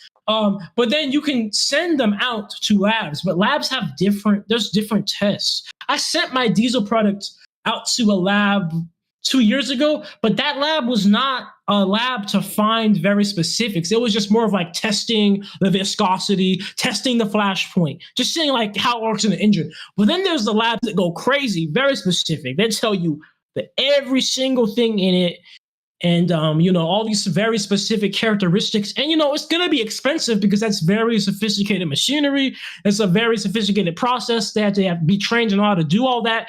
A lot of these petroleum companies have a whole lab built in their refinery, the gigantic refineries set just for that. Because this stuff, I've got a few ballpark estimates of the prices, but I have so many things I need to send. I have to send my natural gas, the carbon, and then the crude oil, but then also the refined out gasoline fraction, the refined out jet fuel fraction, the refined out diesel fraction. Then I need to get emissions tests on all that. Now, the emissions test may not be that expensive, but nonetheless, it's so many different things that I want to get the most value of it when I do it, because it's going to definitely be expensive. And I do have to allocate my money wisely because, you know, it is $100,000 grant, but, you know, there's a lot of expenses just for, you know, building the machine alone. So I have to make sure that I'm getting the most value for every dollar with these types of things. Yeah. Yeah, that makes sense. Yeah, I mean, if you know, it's always a sort of money game, unfortunately. You have to be able to balance what you have and work with what you got. So, like, honestly, at first, I thought, like, this is... I didn't really see much potential in this, and part of me wanted to, but then I'm like, I can't see this working without, like, a bunch of money. And then I don't know if you reached out before you even made the video or when you reached out to to get the grant. But I heard about you getting the grant, and then I thought about it. I'm like, that's actually a really good idea for what you're doing. Like, getting a grant is probably the best thing you could do, because now that you have that money, you can sort of, you know, use it for what, you know, they give you the money for. You know, you have more to work with. I think it's the best play. You know, I don't know if it can be done, or at like to what extent, like if you have to send some of it off or what. But I think that you played your cards right, at the very least there. So. Yeah. Oh, and then to mention some of what you said before, I didn't address when you said other like polycyclic aromatic hydrocarbons. Yeah. In the fuel.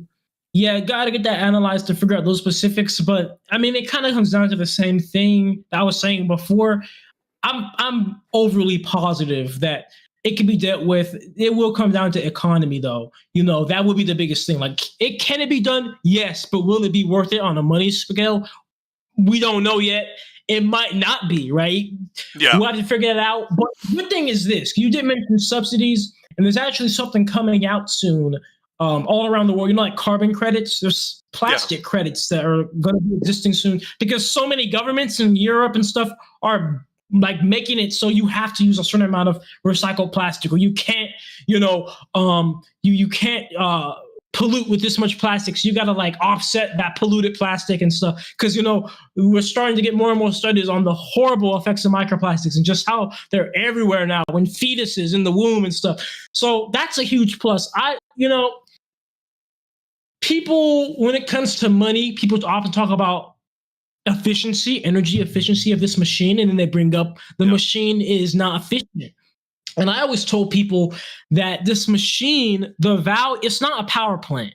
The value of the machine is that it's getting rid of plastic and truly destroying the plastic. Now, yes, it may make some carcinogenic things on the back end, but at least they're contained. Unlike plastic left in the ocean, those microplastics are not contained. The ethylene and methane that releases from the plastic breaking down under photodegradation is not contained, going right up to the atmosphere 40 times and 25 times worse than CO2. That's not contained. At least everything from this process is captured and controlled to where we don't have to emit it. That's the value of pyrolysis, to truly deal with and destroy plastic completely. And you can figure out what you do with the stuff from then. We just happen to make things that can be fuel. But another thing you can do with pyrolysis, these oils, you can just turn them into new plastic again. They have all the components within them. One of the major ingredients of plastic is benzene, right? So we have all the components to make new plastic. And there's a few pyrolysis plants that already exist in the world that do just that. So let's say maybe I do research and stuff and figure out maybe it's not worth going down the fuel route because it's too expensive to clean it up. That's a shame. I'd love to, you know, see plastic made fuel at the gas station, but at least you can make new plastic with it. It's not as cool, but at least something is being done, and you can actually take any type of plastic and put it in the machine. It doesn't matter if it's been used, doesn't matter if it has dirt on it. You can put it in the machine, get oil out, and make new plastic. And that's a huge advantage over traditional plastic recycling, which requires unrealistic conditions like clean plastic with nothing on it. Yeah. Yeah, for a second, I was thinking about something else, but I gotta say, I like your enthusiasm. I think that's really great. And like whatever, like, you know, whether or not the plastic fuel thing works out or not, I think it's great that you're continuing to do things and that you're like so inspired to do things, you know, awesome. I love that. I just wanted to say that. But what was the other point? Oh yeah. Jeez, my memory's terrible today. What was it that you said again? Sorry. I just, mentioned about, like the situation of turning the oil into new plastic. So actually, sorry, refreshing my brain. So yeah, actually, you have a good point there. Lots of people made the critique that the process isn't energy efficient, and I think that that's sort of a moot point because if you're using fossil fuels to make fossil fuels, then that doesn't really make sense, especially if you're using more fossil fuels to make less fossil fuels. You're at a proof of concept stage, so right. I think that's fine. But if you could use solar for it, then I don't really think it matters so much. And like clean solar, there's a whole debate about how clean solar is. But like, if you could use like clean solar, clean renewable energies to make fuel, that's a valuable proposition. I don't really think it matters so much if it's like 30% efficient for that. But part of the problem is money at the end of the day. Somebody made this point, and it's like, is the efficiency super important if you're using renewables? Maybe not, because you can afford to lose a little bit of renewable energy. It's really not going to hurt the environment that much. But it, like, when you use a lot of electricity, it starts to add up to the costs, unfortunately. And that's just another hurdle. No. Yeah. Yeah, and we're moving into an age now where I do truly believe we'll have to see. My hypothesis was that with microwave pyrolysis, which has not been seen at this big scale industrially and continuous yet, that's my hypothesis that the energy numbers will be good on that. But even if they aren't, I do truly believe that we're moving to a time where the awareness of the damages of plastic in the environment are going to make it to where there's going to be lobbies for, grants for companies specifically to destroy the plastic, subsidies, the plastic credits. Like there's going to be solutions, but we want to make the technology as best as possible. And there's already big pyrolysis facilities, traditional pyrolysis facilities on an industrial continuous scale, but not microwave ones. And I truly believe that if it's done right, a microwave one can be the cutting edge of this technology. So I want to see it out. I want to see if that's the case, if using the microwaves really will take it to a degree where maybe it can have such a good energy return to where, okay, maybe making the fuels, selling the fuels to make could be worth it. Maybe not. But regardless, I think that there's going to be a way to get rid of the plastics and to have a business survive. And I can just tell you that if you look at the people, type of people who follow me, it's not just pyrolysis enthusiasts. It's not just chemists. This is the world, because we collectively, and you included, we're all tired of the plastic mess. Yeah. We know that we consumers, we try to do our best. We put the plastic in the recycle bin and then they throw it in the ocean and say that they recycled it to us. We just want our environment to be clean. I don't care what size you're on. You can be the most conservative person. Nobody wants to go to the beach and surf with ugly mounds of plastic everywhere. Nobody wants their fetuses to have microplastics in them and your hair and just everything. They found microplastics in testicles. I can't even dunk my nuts in your mouth without microplastics getting in your mouth. Like, come on, Yeah. So, people are so fed up with the plastic and they're so tired of these industries lying that a solution is imminent. Okay, that's a huge just opening for a solution. And whether it's me or somebody else, I really don't care if it's not me, but it's going to happen, and it's going to be a method that destroys the plastic on a chemical level, because we've already tried mechanical recycling and it's failed. It's got us to where the oceans are now. So, that's at the end of the day, that's all I'm about. I just have the hypothesis that microwave pyrolysis will be the best if it can be done. Yeah. But if it isn't, then, I'm open to figuring out something different, or Yeah. somebody else may. And yeah. I want to say one thing. I don't know how I forgot this. I think that probably one of my biggest issues that I sort of saw was like, I maybe criticized you for not having a background in chemistry. And, you don't necessarily need a background in chemistry to do chemistry. Lots of people I know don't.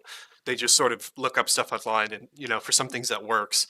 But the problem that I sort of see is like, the way that the chemistry sort of fits into this is sort of in the innovation step of optimizing the machine so that it doesn't produce certain chemicals. Because like, you want the machine to produce good things, yes. And you could try and remove them. That might work. But if you want it to produce like less of a certain thing and like change it in some way, you could change the shape of it. That might do some. One of the big ways that people are looking at like trying to make this work is catalysts, and catalysts are insanely complicated. I would never expect, Right. like, I'm not going to learn, like, catalysts are just, in chemistry, you learn about catalysts and you learn this does this, and you don't need to know how it works because it is so freaking complicated. So, yeah, I mean, that's maybe another sort of issue that I had is like, you can do research and stuff like that, but like it takes a very in-depth level in order to optimize a machine to get it to the point where it's producing less or more of the things that you want. That's the kind of tinkering is very complicated from my knowledge. Removing those things may be easier. There may be more steps for doing that. It might be problematic though if a lot of your yield is bad things, because then you remove the bad things and then you don't have as much gas. I don't know. But, a lot of people are working on catalysts right now, which leads me to believe that that's sort of the go-to for how you can make this economical, is to because like catalysts don't cost anything. Once you get them in there, they just work. And then you don't have to go through all these labor-intensive processes of removing things. And it's very complicated. I'm not going to pretend that I understand it. It's just really complex. But yeah, I may be a little concerned that it's just complicated. It takes a very in-depth level of understanding to get to that point where you understand. But I will say this, though. Yeah. I will say this: pyrolysis is a very sensitive process. Yeah. And there are ways to completely change your yields and variables by just increasing the temperature. In fact, so much so that there's a different process. There's slow pyrolysis, traditional pyrolysis, and fast pyrolysis. Well, slow pyrolysis, fast pyrolysis, then flash pyrolysis. When you increase the temperature even more, so like we're talking above 1,000 degrees Fahrenheit, and stuff. It's called flash pyrolysis. And in flash pyrolysis, you crack the chains so small that you pretty much don't even get oil. You pretty much just get vapors, right? That's just an example. Mm-hmm. Another amazing way, an easy way to adjust variables and completely change things is pressure, either high pressure or low pressure. I've been studying vacuum pyrolysis, and my machine runs under vacuum. Now, my machine has been running under a pretty weak vacuum. It's been about 15 inches of mercury, give or take, in continuous operation. Now with money, I can get a stronger vacuum pump to pull even a deeper vacuum. And with a vacuum, since you're pulling the things out, once the things break down, there's less side reactions that happen. You had mentioned in PET, polyethyl terephthalate, that there could be side reactions that form with the phthalates. Once it's broken down, that could result in more benzene. Yep. But under vacuum pyrolysis, that may not be the same, right? Because it's being sucked out so quick from the machine and then cooled down for the condenser that they don't even have time to combine, right? But we're just speaking all theory here, because the machine's not even done, haven't sent the stuff out. But I'm just saying that, there's so much, and you're right when you say the money is a thing, because you need the money, because think about it. I guess I'm almost about to a lab when the machine's done initially, and then guess what? I can maybe do something to make the machine hotter or cooler, make the vacuum stronger or less, and then have to do the same thing again. See, what did that change? Because what you want to do is you want to optimize what you get out the most you can before you worry about any type of refining. So that way you do the least amount of refining as possible. Because let's say if I run it under almost a complete vacuum, somehow I get zero benzene, right? Well, why would I want to run it? Why would I want to do anything less and get any type of benzene if I know there's a way to get no benzene? So like it's such a delicate process with so many things that change that it just is going to take a lot of research and a lot of time, and I'm all for it. That's what I'm here for, because I love it, and I just love knowing that like through all this is going to provide a solution for the whole world. So even though it's a lot of work, it's tedious, it motivates me, and I'm doing this at a bigger scale, on a personal level where it's like dangerous, but I'd rather work out these kinks before I am doing it at a huge scale. And then it does do exactly what you said and can pollute the whole neighborhood or the whole road, because right now it's just me getting turned into Michael Jackson when I get burnt. I don't want my whole neighborhood getting turned to Michael Jackson. Yeah. Yeah. Good points. Yeah, I think that, Josh, there's a lot there. I think that you're,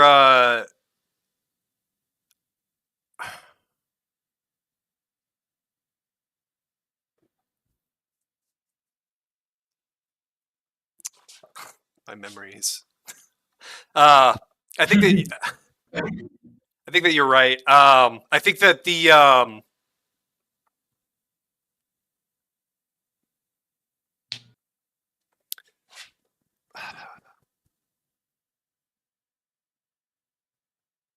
sorry. I don't do great under pressure. No pressure, man. Just a conversation. Yeah. I've been up for way too late, and then I just start to forget things. That's the thing. For any of you guys who don't know, I missed the last one because I've had problems with sleep, and then I agreed to do this, and I was like, I woke up at like an ungodly hour, super late, and then I'm like, oh well, I got to do this, so I stayed up like super late. But yeah, no, I think that you have really good intentions. I just I can't help but feel like it's a big task to take on. And oh yeah, now I'm remembering. My brain just had a fart there. I don't know. But yeah, no. I think that you can tinker with the you can sort of tinker with the different things that you can maybe account for, like aside from catalysts and stuff like that. But I don't know exactly how much you're going to get out of that. You could get a lot. You could get you could solve all the problems. I have no idea. But I do sort of maybe think that the catalysts are important just because there's a lot of there's a lot of research and time that goes into it. There's a lot of big money and people who are like in these certain spaces, and because they're doing these things, I'm maybe assuming. I wouldn't, if you did manage to do it with just playing around with different variables, then awesome. I'm skeptical though if that will end up that way, but I'm open to it maybe. Yeah, so once again, this goes back to my point I was making in the beginning, and the point I make to anybody that says things about or has concerns about my fuels products or what's in it. There are too many right now. There are too many things that can change. I'll say this: all my past machines operated under positive pressure, different variable. This machine, in the middle of building it, I said, let's make it vacuum. In the middle of building it, I didn't even have the intention to begin with. Now it's negative pressure, completely different process now. Vacuum pyrolysis versus pyrolysis, two different things. And who knows how I'm going to change and switch up next as I continue to build it and figure out what's best for it. So there's too many improvements I can still make. Mm-hmm. And there's too many variables that will still change. And there's too many solutions to all these, you know, to so many chemical problems in this world that it's too early for anybody to put a roadblock on this. It's too early for anybody to say that something can't be solved or can't be done because I'm not even started yet. I haven't even finished. Like I said, I haven't even finished the machine. I haven't even built the first ever professional machine with everything done how I want it. So like once that's done, I feel like that's a more fair argument. But until then, if you look at pyrolysis literature, you'll just understand how so little of a change can change so many factors. I'm sure So it can. I guess that's my general point. Yeah, I'm sure it can. I'm sure it can change a lot of factors, little changes. But you know, I don't know. I can't say that I know how much if you're going to be able to get it all to work out just through changing these things. That if you could, that'd be great. But yeah, you know, I don't know much more I could say about that. Sometimes as a chemist or as a scientist in general, you just have to say you don't know, you don't know. And it's better to just say, I mean, like I could say I'm skeptical for sure, but like, you know, I don't know. I usually, that's just sort of a philosophy of mine, is like if I don't feel like I am confident in an answer, I just say like I don't know because I don't. So Right. And look, the truth is, I don't know either. I have no idea what type of journey this is going to be to get this stuff cleaned up. But what I do know is that I'm all for it, and I'm going to keep going until I figure it out. That's all I know. Mm-hmm.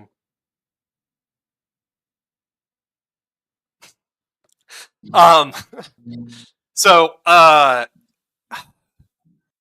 don't know how much longer you want this to go. But I did have one like sort of, I don't know, last thing I wanted to say. Like Sure. I noticed in one of your videos that you are sort of like, you seemed a little upset about what I said, and I honestly I don't blame you because I was I think that my analogy was really harsh. I won't be doing things like that again. That was a little too mean. But like I'm a little worried for you. Like, don't get too carried away with like saying things on the internet because you have grants and stuff like that, and I'm worried for you. Like, you don't want to like lose out on any opportunities for things like that. Right. So, what are you alluding to? Like, what in particularly did you hear or something that made you think that way? Well, maybe I was reading too much into it, but you said something about balls in the mouth. Oh, yeah. I don't really care. Well, you know, I mean, I take criticism very well. it's a double entendre because I back in the day I used to fill up my yoga balls full of my plastic natural gas. So you know those balls were quite large, and I always told people that you know if they did end up in somebody's mouth, it would cause permanent jaw damage, right? And you know people can see it as I'm talking about my balls. Maybe I am, maybe I'm not, but you would never know because I have two sets of balls. I have my balls and I have my yoga balls. So that's up for interpretation. Yeah, maybe I read too much into it. Um, it's just that like the thing is, and you can be however you want. I'm not telling you what to do. Like, do what you want. It's just that I talk to like a lot of like academics and people who Mhm. work with grants and stuff like that, and they just get really fussy about people who are maybe a little too loose with the way that they speak. So Yeah. you know, but you know, Yeah. Well, thank you for that for sure. You know, I will be honest. Definitely getting the grant, I have um kind of I do have to be aware because you know, like, yeah, it's not my money, so you know, it can be taken away anytime, right? Like, you need to be professional and stuff. So I do have to be careful. I don't know the Obviously, not be terms. controversial.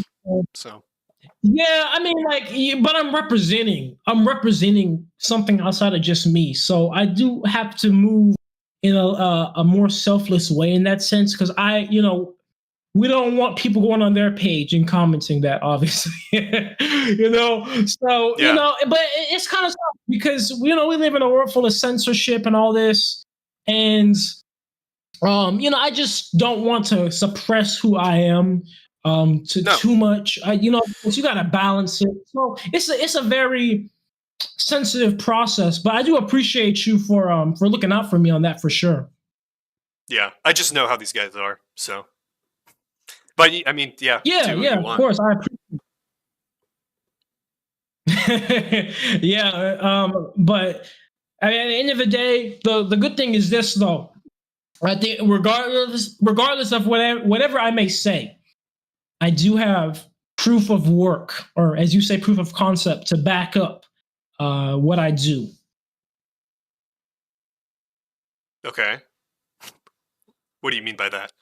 I mean, like you do have, yeah, you've done some Well, stuff, yeah. what I'm saying is, yeah, what I'm saying is, like regarding a grant, right?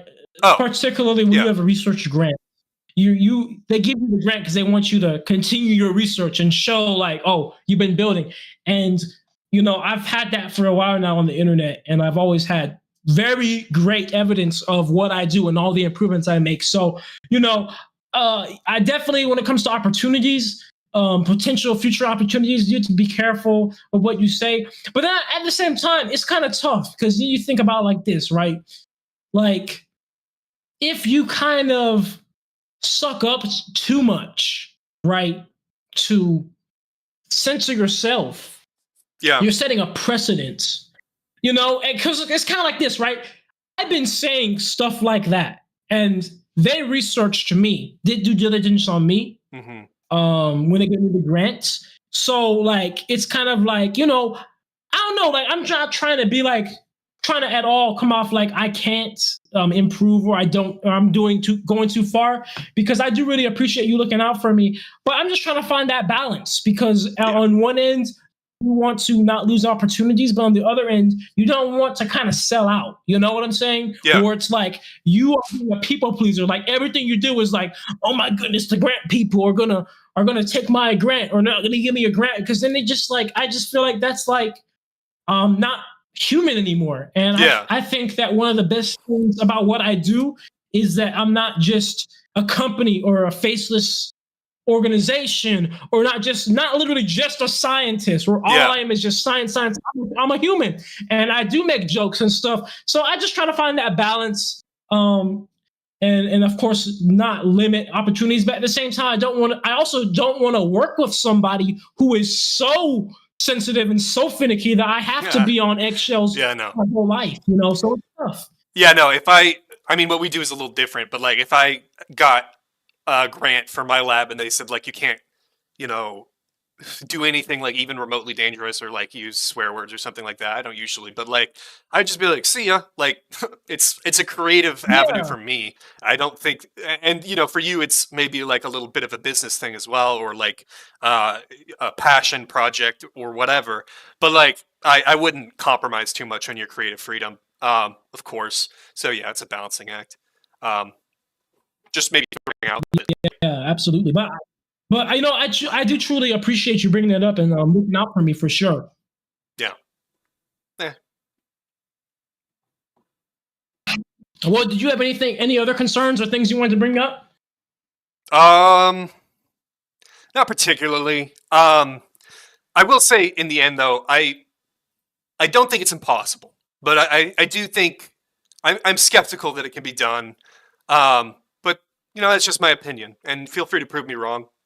You know, I just it seems like a lot of work, and I've talked to a lot of chemists, and they also seem to think that it's a very monumental task. But I'm always open to being proven wrong on things. So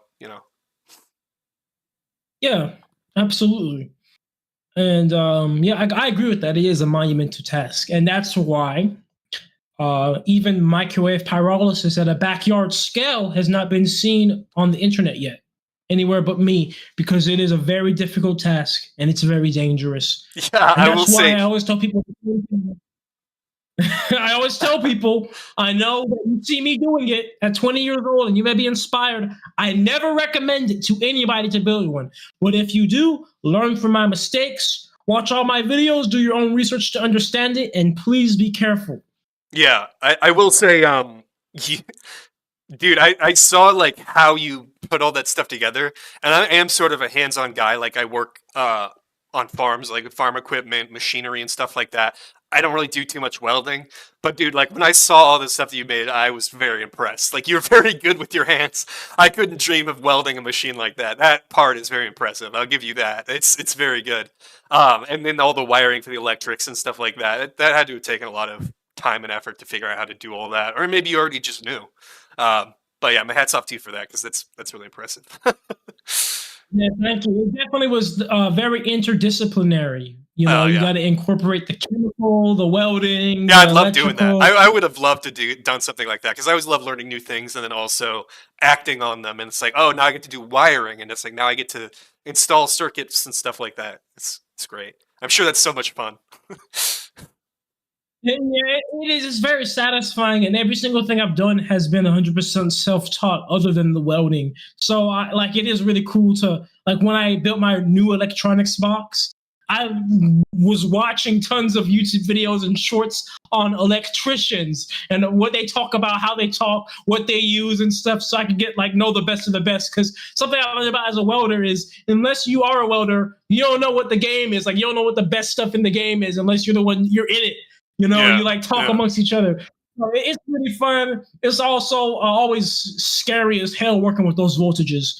You know, I've fortunately never, I've experienced a few explosions and fires. I've never experienced an electrical mishap. And if I did, I probably wouldn't be here to say it because the voltages are far more than enough to destroy your life. yeah. I was actually like I was blown away for a second there when I heard how much power you were using. How much did you say you had on that breaker? This isn't a disc, because like I said before, I don't think the power is that relevant if you can get it like clean energy. But I was curious, like how much was that? Because you had like several circuit breakers. Yeah, so I'm pulling. I pull. It's 40. I believe it's 46 amps. Um, On and what? most of it is 220? operating on 200.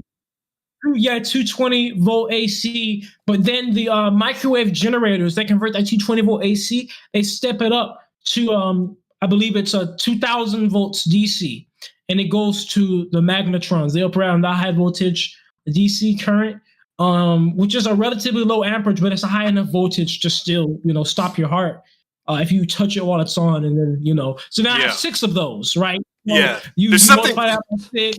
there's something quite fascinating about pulling an obscene number of watts out of the wall. That's just nuts. Yeah, it's I think I'm over 10,000 watts. The whole machine. Did you have to get It's a like beefy. special did you get to go to the city for that? How do you even get all that? Does a normal I house had to. get that? So as a welder, welders usually actually have these ports put into their house, the electrical Yeah. outlets. There are 50 amp electrical outlets. People that have electric cars do the same thing. So I had one because I've been a welder for a while. So I had that 50 amp electrical outlet put in, 220 volts, 50 amps, and it's pretty much a dryer plug. You plug it in, and then you take that 220 volt, and then you put it in your junction boxes and split it up into your 120 circuits and your 220 circuits, and then you put your relays on so you could turn it on with the key fobs. That's insane. I've been near it one. I didn't know that you could just get a plug for 10 kilowatts or maybe even more power just straight out of the wall. That's quite insane. Jeez. Well, I'll say like this: I have pretty much reached the max that I can get on a consumer level. When you get above this much power, now you're starting to get purely industrial, and this gets very expensive very quick. Because the only reason I'm able to get away with this and was able to get this 50 amp stuff pretty cheap is because it's used for dryers and generators. So you can look up generator plug, dryer plug. It's going to be all pretty much the same thing. But above that, now you're talking really big welders or just straight up industrial 3-phase stuff. So when I built Mark V, for example, and if Mark V is going to pull even more power, I pretty much have to convert it to 3-phase now, which is going to be a whole different animal. Wow. Yeah. Well, we could talk about nerd stuff all day, but that is interesting. I like hearing about it. I'm curious. Yeah, so I mean, look, everybody, me and him, like I said like I commented on that video, like we have nothing but respect for each other. I really respect him for making a video because like the truth of the matter is like we have to kind of remember, as he is an actual chemist, right? So as a chemist, he sees these things, he sees concerns. Science is all about critiquing, but it also takes some bravery to critique somebody with a large platform because there's gonna be backlash because people have hope with what I'm doing, and it can always kind of come off in any way like, oh, you're just trying to stop him. So I do really have respect for him for that and looking out for me, and like, he just wants to help out and see it through and see it work, just like me. He just had a different perspective when it came to safety. And guys, let's be real. Come on, let's be honest. I needed that double check because look what happened to me. I was working on a distiller. I was distilling highly flammable fuels in my backyard barefoot, and I ended up in the hospital. So clearly, I need the double check. I need the reassurance. I need the critiques when it comes to anything safety. We didn't need the next thing to happen for me to end up like Walter White, literally be Walter Black and get lung cancer, right? We didn't need that to happen. So thank you again very much for doing this and also for your time here. And I'm glad we're able to clear things up. I'm glad that you're actually able to see my perspective on it, because I feel like maybe that got a little lost in the sauce with some of my sort of how I came across. But I'm glad that you actually sort of see the way that I'm trying to put it out, because I am genuinely concerned about safety and stuff like that, and I'm glad that you're sort of able to see what I'm putting down. And I'm also glad that we could clear this up for the audience, because I think a lot of people maybe got the wrong idea. So yeah. Yeah, absolutely. And I mean, look, at the end of the day, I didn't think your video was disrespectful at all. That's why we're here right now. Because I actually do have a respect for criticism. I think when it gets to a point where it is disrespectful, like there's nothing wrong criticizing, but if you have etiquette, you see it like, oh, this person's doing something passionate, I'm passionate, and you're just critiquing. Like if we don't open our minds to that, we're not gonna get anywhere. I'm very critical of these companies that lie about recycling, for example, right? And that's why I'm doing what I do. So, I'm all about that all the way. And that's what science is, right? You tell me, I make a claim, you say something and disprove my claim. I do further research to see if I can disprove yours. In the end, we both learn and grow. So thank you, truly. Yeah, that's a healthy mindset. Yeah, truly.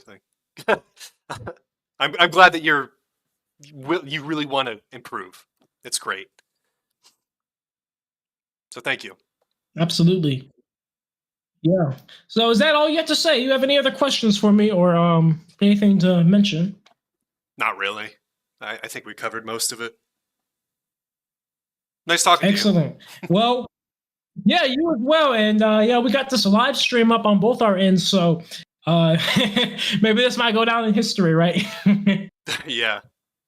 Yeah.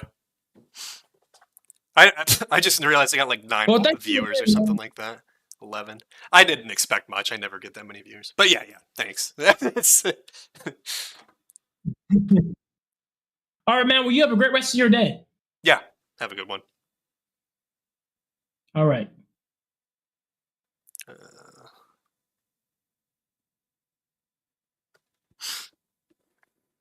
right.